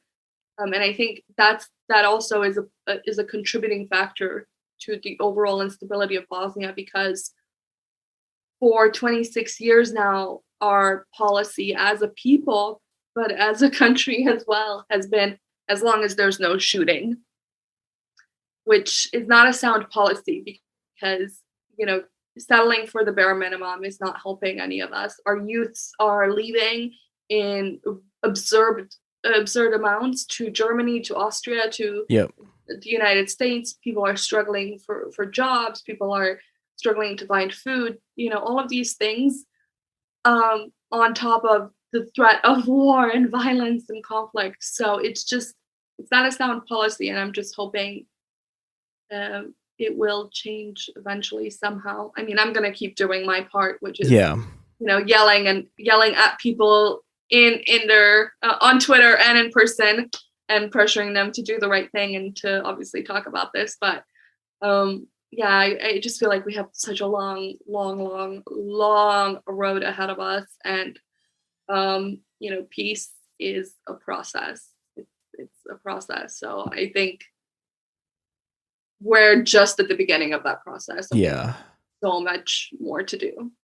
I think that's a good place to end on, with just the realization that, I mean, if there's no fundamental change in the structures and the forces and in the politics that created a war, that created a genocide, like, it's going to happen again. Yeah. And so you have to actually change it. You can't just sort of put this Band-Aid on it and put it in stasis and just leave all the structures intact. You have to, you have to knock them over before you can build something else. Yeah, absolutely. Yeah. Well, Inessa, thank you so much for talking with me. Where can people find you, and what books do you want to read? Because as we've said over and over again on this podcast, do not get your information from podcasts. Actually read books. This is the thing you need to do. Well, if you, obviously, I know our audience can't see it, but here's one of my little selections of books on Bosnia. Obviously, people can find me on Twitter. Type in my name, ARNESA, but my @ is @RRRRNESSA. Yeah, Twitter's probably the best place. But also, I have a book out, so if people want to read it, it is about the Bosnian genocide, and it is based on real-life experiences of my family and friends. It's called Letters from Diaspora. It's more so on the emotional side of things. But if you want to learn about the conflict from a leftist perspective, I always recommend, and I don't know where it's going now, but I always recommend Bosnia, Kosovo, and Yugoslavia by Mike Karadzic. It's the Marxist perspective on the breakup of Yugoslavia. Additionally, I have a PDF on my Twitter of tons of books. So if you want to learn more about Yugoslavia, about Islam in the Balkans, about the history of Bosnia, about the war genocide, feel free to just shoot me a DM. I have a handy little guide that I hand out constantly to people. And there's also a list of books on my website and stuff like that. Yeah, I think I can post it. We can put a link to it in the description. I've read some stuff on there. It's very good. You should read it. Thanks. I pride myself on, curating really good reading lists. Yeah. Depending on topic. So yeah. Yeah. Well, Inessa, thank you again. This has been It Could Happen Here. Find us at It Could Happen Here Pod on Twitter and Instagram. The rest of the shows that we do you can find it at the Cool Zone on the same places. And yeah, oh boy, genocide bad. Hope there's no Boer work to stop them.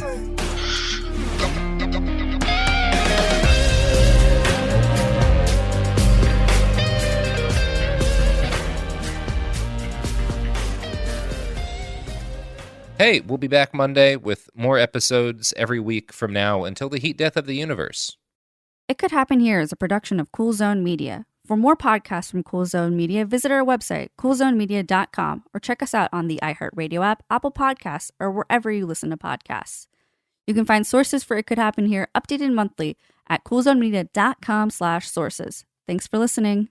Hi, it's Jill Winterstein, host of the Spirit Daughter podcast, where we talk about astrology, natal charts, and how to step into your most vibrant life. And today I'm talking with my dear friend, Krista Williams. It can change you in the best way possible. Dance with the change, dance with the breakdowns. The embodiment of Pisces intuition with Capricorn power moves. So I'm like delusionally proud of my chart. Listen to the Spirit Daughter podcast starting on February 24th on the iHeartRadio app, Apple Podcasts, or wherever you listen to your podcasts.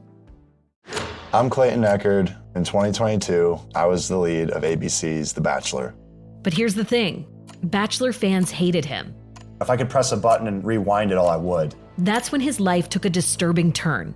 A one-night stand would end in a courtroom. The media is here. This case has gone viral. The dating contract. Agree to date me, but I'm also suing you.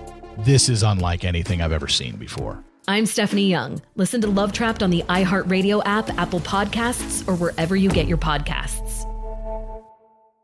1969, Malcolm and Martin are gone. America is in crisis. And at Morehouse College, the students make their move. These students, including a young Samuel L. Jackson, locked up the members of the Board of Trustees, including Martin Luther King Sr. It's the true story of protest and rebellion in Black American history that you'll never forget. I'm Hans Charles. I'm Menelik Lumumba. Listen to The A Building on the iHeartRadio app, Apple Podcasts, or wherever you get your podcasts. This is Special Agent Regal, Special Agent Bradley Hall. In 2018, the FBI took down a ring of spies working for China's Ministry of State Security, one of the most mysterious intelligence agencies in the world. The Sixth Bureau podcast is a story of the inner workings of the MSS and how one man's ambition and mistakes opened its vault of secrets. Listen to The Sixth Bureau on the iHeartRadio app, Apple Podcasts, or wherever you get your podcasts. This is an iHeart podcast. Guaranteed Human.